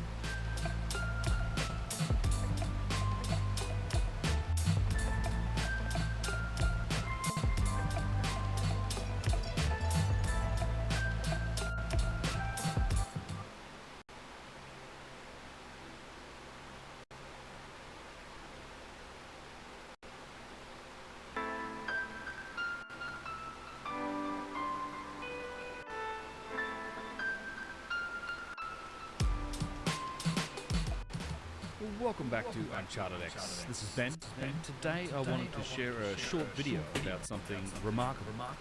A very telling, revealing detail that I only recently noticed while at Elephantine Island in Upper Egypt a couple of weeks back.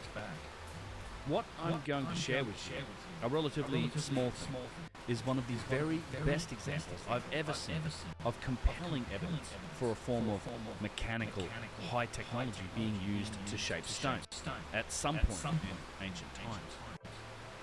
It's something that is truly beyond any of the primitive tools or techniques contained in the archaeological record, and what's more, this has been confirmed by a true expert, a very well-known artist and stone carver with more than 30 years experience working with both hand and machine tools, even robotics, in the process of shaping hard stone.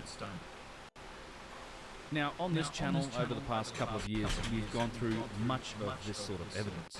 Machining marks, precision, advanced objects, and other aspects of stonework that cumulatively, I think, present a compelling case for advanced technology existing and being utilised deep in our history, likely in times far older than those which we currently attribute to human civilization, which is to say, only the last 6,000 years or so.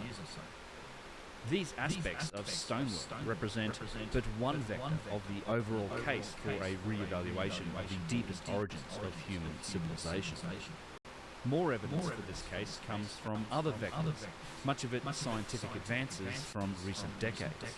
Things like the peer-reviewed discovery of the Younger Dryas Comet impact, confirming the seemingly endless tales of cataclysm, flood and fire in cultural origin stories, or the genetic complexity and bottlenecks of human history, the lengthening of the human timeline, or even the remarkable discovery of civilization that existed thousands of years before the orthodox dating thought, with the excavations that happen at Göbekli Tepe and Karahan Tepe in Turkey. Now, while I've touched on many of these other vectors and topics in a few videos, it's probably fair to say that I've focused primarily on the engineering and technological evidence shown in ancient stonework, particularly that of Egypt. Over the last few years, I've produced a number of deep dives into individual sites or aspects of stonework, things like the tubular drills, the quarry scoops, or the saw marks made into hard stone. And I've got an entire playlist covering broader topics like machining, precision, quarrying, logistics, and more. The first video in that Evidence for Ancient High Technology series, the one about machining, happens to have this box at Elephantine Island in the thumbnail. And it turns out this is a happy coincidence, as today's topic is a specific aspect of this very granite box. And it's one of the very best examples for ancient advanced machining that I've ever seen.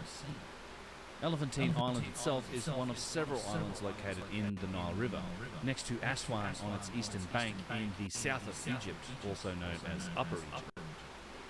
This area is just north of the Low Dam that is located on the Nile, this dam being built by the British in 1902, at the time the largest masonry dam in the world. Just 6 kilometres further south of that, and again upstream on the Nile, is the Aswan High Dam, which was built in the 1960s, and it's still one of the world's largest embankment dams even today. The construction of this dam flooded a huge area and forced the relocation of several ancient sites like Abu Simbel, and its construction also ceased the annual downstream inundation of the Nile River. This change to the natural cycles of the river has turned out to have some long-term consequences and effects, particularly to the level of the water table, as without the annual 9-month dry season, the water table level in Egypt has been slowly rising, and this is affecting the subterranean aspects of some of these ancient sites, such as Hawara, where the Great Lost Labyrinth of Egypt was rediscovered in recent years, but today it sits below the level of the water table. I've got a whole video about the Lost Labyrinth of Egypt, and you should check it out if you haven't seen it. Elephantine Island itself has had a very long history, presumably due to its valuable location on the Nile near the cataracts. According to Graham Hancock, in his book The Sign and the Seal, the Ark of the Covenant was stored here for a time before its journey into the south of Africa continued. We also have evidence for occupation and structures on the island going well back into the Old Kingdom of ancient Egypt, and even before that into pre-dynastic times, something like 5,000 years ago. For example, today there are still the remnants of a small Old Kingdom pyramid that can be found here. That is, if you can get over to that area to see it. It's usually off limits. The Satet Temple, which is found on the site, is an excellent example of the many phases of occupation, renovation and reuse that the island has been through. The archaeological work on the site has shown that there have been at least 7 different renovations and evolutions to the temple structure, ranging from around 2800 BCE in the early dynastic times to nearly 3,000 years later when it took the form of the temple of Ptolemy VI and then the 8th in the Greek-Roman period. At the core of the site, however, are the remnants of a huge granite structure, with large blocks still laying around in ruins, and some of these having been reassembled as part of the ongoing archaeological work on the site. I do get the sense that many of these blocks have been reused, carved and renovated during the many thousands of years of occupation that happened here. In places you can find some remarkable pieces, showing elements of precision, like the beautifully flat surface on this block. While it still has a rough finish and it isn't polished, it has been ground to an incredibly flat level, as shown by a light test with a precision straight edge. Without any doubt though, the real masterpiece to be found here is this large granite box, laying on its side in the granite graveyard at the centre of Elephantine Island. For once, this single-piece box isn't defined as a sarcophagus by Egyptologists, but rather described as a shrine or as an altar. Its form is quite different to the other single-piece boxes with their lids, and it has a number of interesting features. It has a pointed or pyramid-like top, sharply defined, culminating in a small flat space, perhaps once housing a benben-like stone or a point, much as the Old Kingdom pyramids originally did also. The box isn't completely hollowed out, it has these inset edges, and it also features a large step or platform inside the interior itself. And as you can see, its form shows many of these precise looking 90-degree corners with just tiny inside radiuses. At each top and bottom of the inset edge that is around the box, it has large diameter tube drill holes, and I suspect that they are there to provide pivot points for doors or for something like that.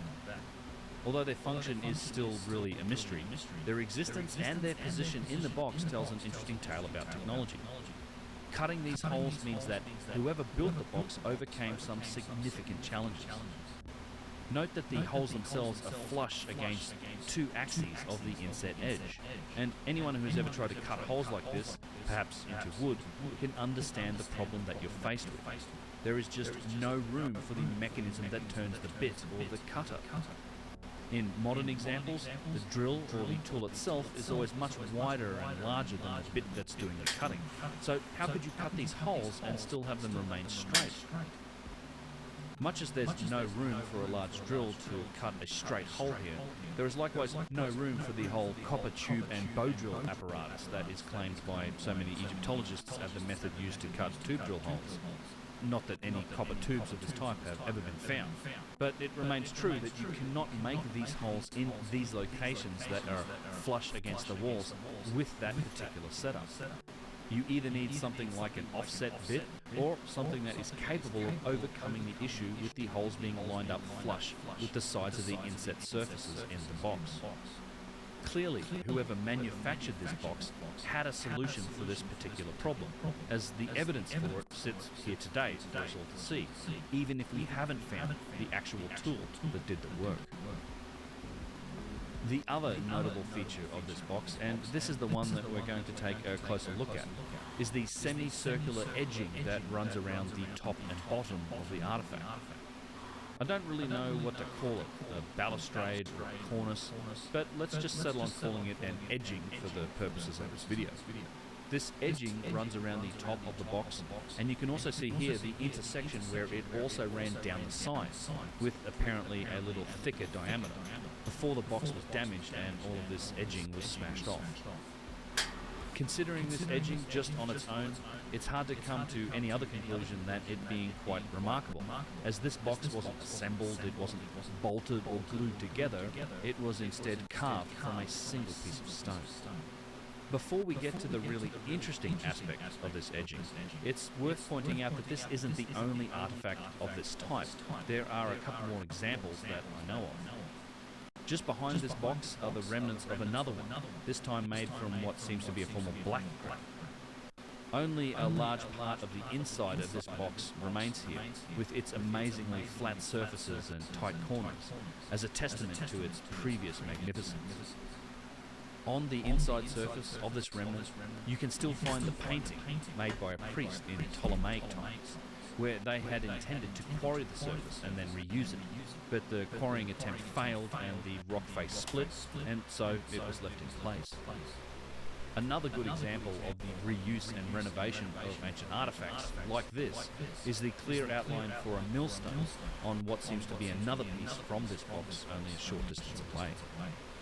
Other smaller chunks of stone from this box are found scattered around, and in 2020 I saw a piece of it that proves it once too featured the same edging as the more complete box nearby. This piece in my film here shows the actual join between the edging that ran around the top or bottom of the box and the thicker diameter piece of the edging that ran down the sides. Despite visiting this site again in 2021 and in 2022, I've not been able to locate this fragment again for another look. A little edit from post-recent trips Ben here. When I started this video and wrote the script, I was in between trips to Egypt, and on my latest visit in November of 2022, we took a much closer look at this area and managed to find the piece that I was just talking about. It was turned over and half buried in sand, but we did locate it and examine it. I managed to scan it using photogrammetry, and the results turned out to be very good. You can clearly see the edging that was part of the original black stone box. We also found another longer piece of the edging, also a broken piece from one of these boxes. I'm not sure that these pieces or these bits are all from the same broken black box that we just looked at. I think we're actually looking at evidence for at least 3 of these so-called shrines being here originally. We have the complete rose granite one, and then I think 2 different variations of granodiorite or cyanide boxes. The many fragments of granite in this area might also be the remnants of other boxes like these 2 more complete examples, but without more sophisticated investigation, we'll never really know. There is at least one other example that I'm aware of, located today in the holiest of holies in the Temple to Horus at Edfu.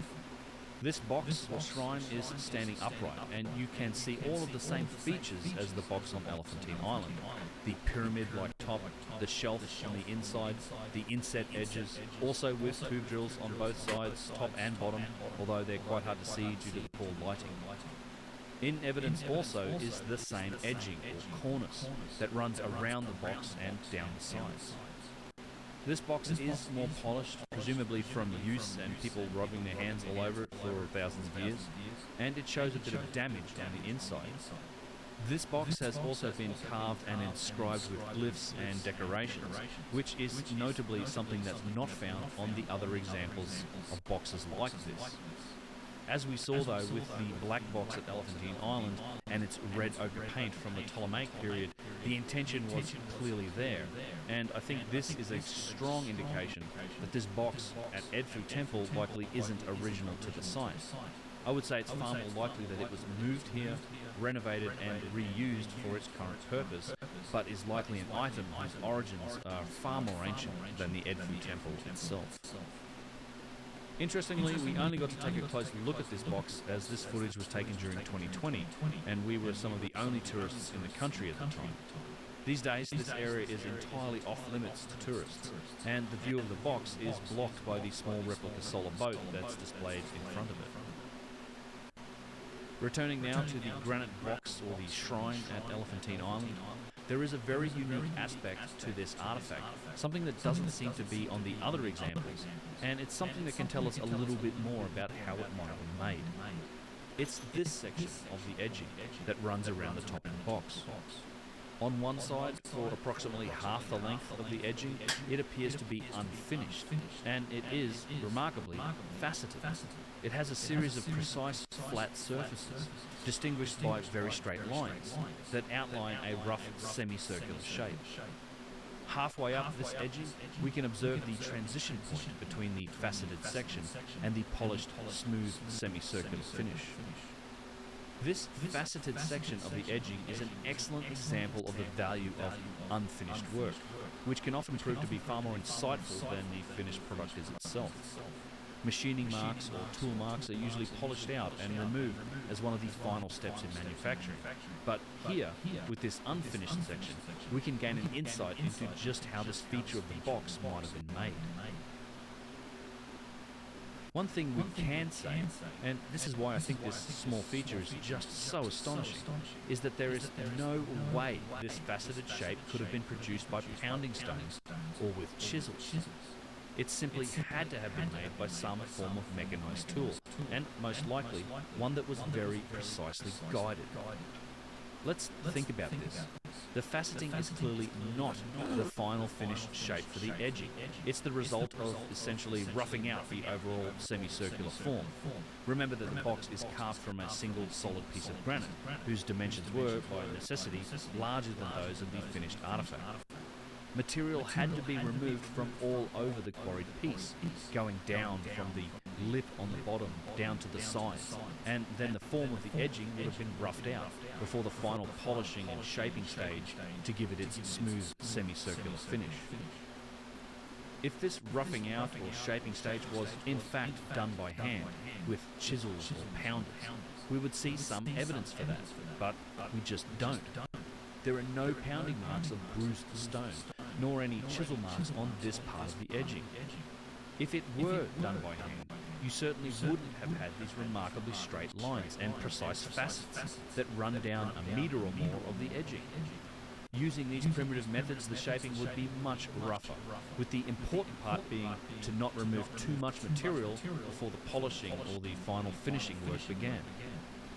To emphasize again, this faceting is clearly not intended as the final appearance for the edging, so it's not something that is deliberately decorative or intended. Rather, it is purely the signature of the tool that did the shaping. It's the mark left by the machining process used in this phase of manufacture. That's why it's just so amazing, as the only way to get this result is with a rotating tool, or something that easily carves away the granite. It had to have a tool tip wide enough to make the straight, flat surfaces that forms the facet. And what's more, this tool tip had to be guided very precisely, one might even say mechanically, in order to produce these straight lines that define each facet on the edging. Presumably, these facets ran down the entire length of edging before being polished or ground out. Speculating just a little bit further, it could have even been something more sophisticated, something that made this shape of multiple facets in a single pass. Who really knows? What is not speculation, however, is that this faceted shape is not the result of using primitive hand tools like stone chisels or pounding stones, which are the tools that we attribute to the dynastic Egyptian civilization. So, what can we conclude about this? Either they, the dynastic Egyptian civilization, had access to far more sophisticated tools, or they didn't make this object, which means they must have inherited it from a far older time period. As I demonstrated in my previous video focused on the colossal statues of ancient Egypt, there exists a contradiction, a paradox in the artifacts and architecture from dynastic Egypt. It's a tale of two industries that is spread across multiple categories of stonework. We have examples that very much match the primitive tool sets and techniques found in the archaeological record. And we also have examples, like this box at Elephantine Island, that undeniably do not. Instead, these show evidence for remarkable machining and precision, or have other aspects of manufacturing that are far beyond the capabilities of primitive handheld tools. Considering these facts, and facts are what they are, there are two possibilities here. Either both of these industries, the primitive and the advanced, existed alongside each other at the same time during the dynastic civilization, or they didn't, and therefore the dynastic Egyptians could not have made such objects. This must therefore mean that the more advanced industry was from an older time period, one lost to history, and from a presumably far more advanced civilization whose artifacts were eventually inherited and then reused by the dynastic civilization as we know them. It's worth pointing out here that we only have evidence from the Egyptians themselves for the primitive one of these two industries. It's why Egyptologists tend to insist that everything was made with pounding stones and copper chisels, because that's all we found. Just look at the tools on display in the museums, or examine the scenes that the Egyptians drew on the walls that describe their own manufacturing processes. The dynastic Egyptians say nothing about the more advanced industry that must have existed at some point in history, because it's evidenced by the artifacts, like this box, that still exist today. What's more, these types of features found on this box at Elephantine Island, this edging or cornice, aren't purely unique to the boxes that are found here in the south of Egypt. We can find very similar features on other artifacts. In particular, they are noticeable on the flared lotus or palm-shaped columns, like this example at Bastet Temple, which is located over 1,000 miles to the north of Elephantine in the Nile Delta. This column end piece is, in a word, phenomenal, and it's the best preserved column that I've ever seen, with amazingly sharp symmetrical details all carved into monumental granite.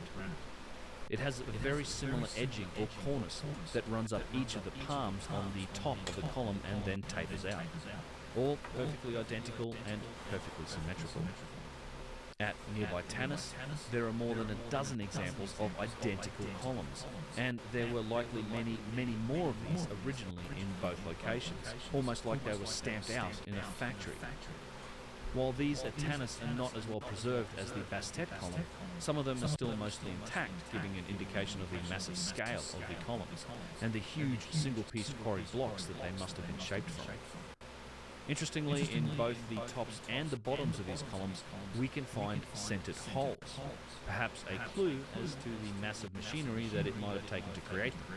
It's pure speculation, of course, but something like a vertical lathe. Not all the features can be shaped by turning, of course, but certainly something like that could have been involved in the initial shaping of the columns. These columns are also not confined to sites attributed to the New Kingdom alone. We can also find huge single-piece palm-shaped columns on Old Kingdom sites like Saqqara, which is where these columns in the museum came from, or at Abu Sir, which still has several granite columns in place. My point here is that some of these features, those indicative of advanced technology, can be found on sites that go back as far as dynastic Egypt does. And when it comes to some things like the smaller precision stone vases and vessels, they go back even further into pre-dynastic times. Food for thought, no? Now, my conclusions here about this edging on the box at Elephantine Island aren't based purely on my own observations. I make no claim as to being an expert stoneworker.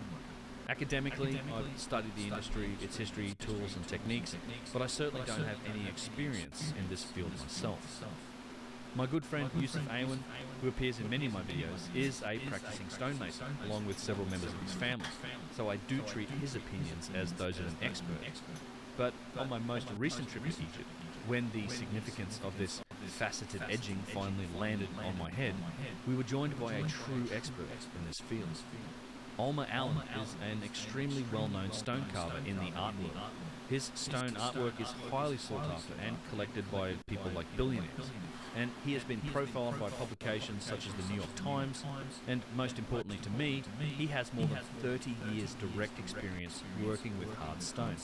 He is an expert in the use of hand tools like chisels, as well as machine-powered tools, and in recent years, due to him developing severe carpal tunnel from his work, he has become an expert in robotic CNC use, which is the technique he now uses to create his art. There were a number of astonishing moments on this trip when discussing the various aspects of ancient stonework with Olma. Things like the remnants of vases found beneath the step pyramid, and perhaps this is something to discuss in future videos. I'm just Fair enough. Yeah, me too. I shall say we had it. Yeah. When it came to the faceted section of edging on the box at Elephantine Island, he was very clear.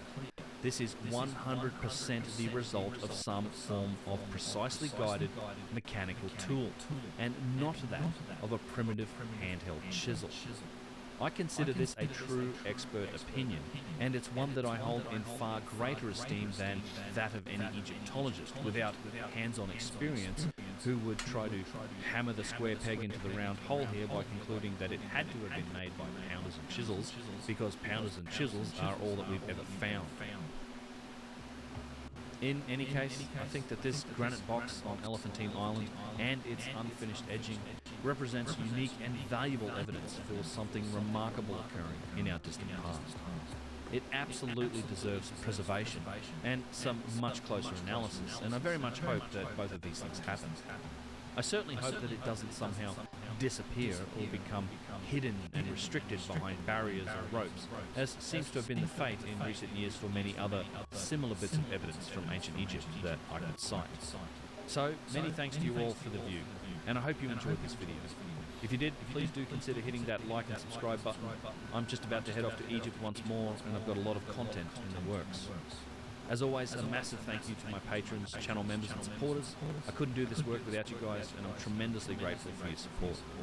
If you did get some value from this video or from any of my other works, please do consider the value for value model and supporting the channel. There's lots of ways to do that. They're all outlined on my website at unchartedx.com/support.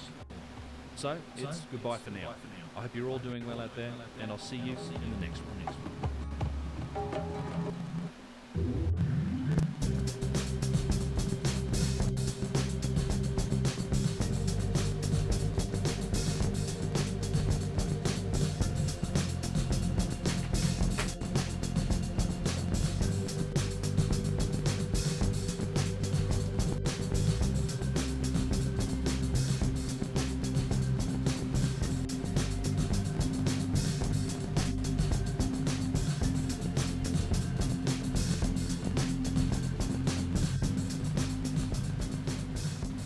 Hello all, my name is Ben and this is UnchartedX. This video is part 3 of my series on the evidence for ancient advanced technology, and in it we're going to examine some of the construction and engineering methodologies and logistics that were required for some of history's grandest and most enigmatic achievements. So far in this series, and on this channel in general, we've explored the significant evidence for ancient forms of machining and the use of large and powerful tools as demonstrated by the remnants of stonework on some of the oldest sites in Egypt, those from the Old Kingdom of at least some 5,000 years ago. Part 1 in this series covered this topic, as did my documentary on the mysterious tube drills and cores of ancient Egypt. Further, we have also delved into the specific aspects of precision that are shown on many ancient objects like boxes, statues, vases and slabs in the Part 2 video on evidence for ancient high technology.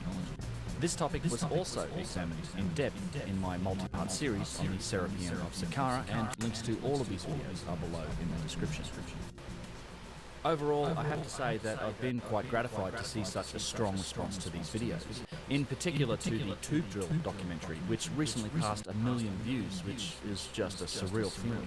And that piece alone has well over 5,500 comments. I'm glad that it and the other videos on this topic are stirring up discussion, and on the back of this I wanted to take a minute to clarify, I suppose, the overall arguments that I'm trying to make and the position that I'm occupying in these presentations. When it comes to the topic of ancient stone cutting, grinding or machining, and what technology is or is not involved in it, there is always going to be a lot of nuance in the arguments, and a myriad of different opinions and positions, both for and against various ideas. This is, I think, in principle at least, healthy behaviour. There should be experiments, testing and honest debate. It's more or less the scientific process, and when it's done right, it helps us to get closer to the truth. Unfortunately though, on this topic, as is true for many controversial topics in this day and age, that isn't really what takes place, particularly when such discourse happens online. Subtlety and nuance is often lost. Presented evidence and relevant details are ignored or dismissed, all in the pursuit of counterpoints, retorts and return serves. Even worse is the very common tactic of misrepresenting opposing arguments and positions, known as a straw man argument, along with appeals to authority and ad hominems, or attacking the man rather than the argument. And these are just a couple of the many logical fallacies that I see endlessly employed in much of the dialogue surrounding this topic, both online and in the academic world. While I could, and maybe one day I will, say a whole lot more about the classical trivium of logic, rhetoric and grammar, in which are defined the long list of logical fallacies, and how these fundamental tenets of logical discourse seem to be desperately missing from the so-called liberal arts of today's times. Sadly, I think that doing so would be mostly just a waste of time. This has been a hard-won realization for me, but years ago I learned that trying to argue against these methods, particularly when online, is akin to trying to hold back the tide. It's utterly pointless. All you end up doing is pointing out the never-ending list of such fallacies that are being employed over and over and over, until you realize that the salient details of the original argument are lost in the deluge of fallacies, red herrings and distractions, and that there is no chance whatsoever that your opponents are ever really going to address them evenly or head-on. Welcome to the internet, I know. But if you've never had the pleasure of wasting hours of your life doing this, just search for arguing on the internet, click images, and you'll start to get the idea. It's as if the main objective of online debate and discourse is not to learn or to get closer to the truth, rather it is to never ever to be proven wrong, no matter how many times you have to talk past your opponent, nor how many logical fallacies have to be employed, consciously or not, in servicing this goal. All I can say is that I gave up spending my time arguing on the internet over a decade ago because, and if you'll tolerate the euphemism, it's more or less just pissing into the wind. In this sort of environment, all I can do is make my point as clearly as I can in my own work and let that stand for itself. So, to that end, let's review a few of the arguments I've made in previous videos on these topics, as quite frankly, I've seen these misrepresented a number of times. My main perspective on the examples of high technology that we see in ancient stonework is that the currently accepted mainstream explanation for how they were done simply does not fit the evidence at hand. That is to say that the tools we have in the archaeological record, as well as the known capabilities of these ancient and primitive civilizations, are just not capable of producing the specific results that we see on some of the precision objects that are found in museums and on ancient sites all across the world. Copper chisels, adzes, pounding stones and flint knives cannot produce the results that we see on specific examples of ancient boxes, slabs, obelisks, columns and statues. I am not saying that I know how these marks were made or how these objects were constructed. I do not. And in fact, in my work, I frequently and repeatedly call for more open-minded and scientific investigation into these topics in the hope that we might one day discover the truth. I am not claiming that I have the answer, and this is important because it means the burden of proof here is not on me. It's on those who claim that they do have the answer. Most of these explanations and answers come from the academic mainstream, whose position is that they were done using the previously mentioned primitive tools and methods. I am arguing that these explanations do not meet the burden of proof based on the material evidence in the stonework. My position here is not one that is based on personal incredulity. It's based on the material evidence and on the expert opinion of engineering and construction professionals, rather than those of Egyptologists or archaeologists who have vested interests in the broader context. I'm also not remotely the only person who is out there saying these things. If you've seen my work, you'll know that there is significant nuance and detail in this argument, which is why, for example, my video on tube drills is more than an hour long. It's just exploring the minutiae of this one aspect of ancient engineering. The details matter, and it's these very details that are often brushed aside or just flat out ignored by skeptics and by the academic establishment that is hell-bent on maintaining their story of history, and along with it, their power and authority as the so-called arbiters of truth on all of these topics. As an example, I have seen many comments on my videos that reference experiments using copper tubes or copper saws with abrasives like sand to slowly grind holes or to cut through granite blocks. In fact, experiments like these are the very basis for the mainstream claims that nothing more than primitive tools and methods were required. I have no argument that such primitive methods do in fact work. You can grind granite in this way. Go to town with a tube or a bar of copper and some quartz sand, and maybe after a few weeks of effort, eventually you'll work some distance through the stone. I'm arguing that these experiments don't satisfy the burden of proof here, and that ultimately have nothing to do with the specific examples that are shown in my videos. It's not an argument about whether or not you can grind copper and sand into granite. It's a matter of the specific signatures of the work, and the results of such experiments do not match the signatures that we see on some of these ancient artifacts. Signatures like the massive and curved circular saw marks on blocks of basalt at Abu Sir, or the machining marks that are on many other blocks at that site. Signatures like the utter precision and symmetry that are displayed in the massive statues and headsets and crowns at Luxor and at the Ramesseum, or signatures like the continuous spiral groove on Petrie's famous core number 7. This fact that these experiments don't match the results we see on ancient artifacts was demonstrated in my presentation on the Egyptian tube drills several times, like in this bit here where the Penn University tried it in several different ways and their results didn't match. Mark Lehner tried it and his results didn't match, although he declared victory anyway. Wow! It popped right out of there. Oh, look at that. Yes.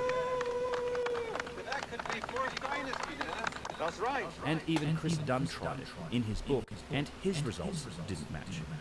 No one has yet employed primitive methods and tools and been able to accurately reproduce the signatures that we find on many ancient examples that are wrought into basalt, granite, or diorite. This is important because different signatures in the stone mean different manufacturing techniques. Again, the details and nuance here really matter because the specific signatures and methods of drilling or machining have vastly different implications as to the technology required to achieve them. Along with the precision evidenced in so many ancient monuments, this technology has, in turn, dramatic implications for the civilization that created them, implications that savagely conflict with the known capabilities of ancient civilizations, and herein lies the problem. This is a threatening line of logic for the mainstream narrative of human history, and this in turn threatens the authority and power of its high priests, our academic establishment, and it all flows from the nuance and the details of this argument. And this is the very same nuance and details that are so often ignored by critics of the ancient high technology theory, or dodged with the use of logical fallacies, strawmen, and ad hominems. Such is the nature and state of debate on this topic. Simply because one can grind a copper tube into granite, victory is declared by Egyptologists like Mark Lehner and Dennis Stocks, along with a host of skeptical YouTube channels. Never mind the details. So how can we resolve this? Well, there is a test that can be defined here, a set of conditions that anyone who experiments with these methods and claims that they know how it was done should be required to satisfy in order to be taken seriously. It's a test that requires attention to this nuance and to these details. In order to explain this test, I want to quote a passage from engineer Christopher Dunn's book, Lost Technologies of Ancient Egypt. As I've said before on this channel, I think this book is revolutionary work and will be appreciated as such in years to come. I've been lucky enough to meet and to interview Chris on this channel, and I hope to do so again in the future. The context around this passage is the great granite quarry at Aswan in Egypt, and his thoughts when confronted with the frankly Alright brother, I am done. By dolerite pounding stones being 250 is in the bag in the books.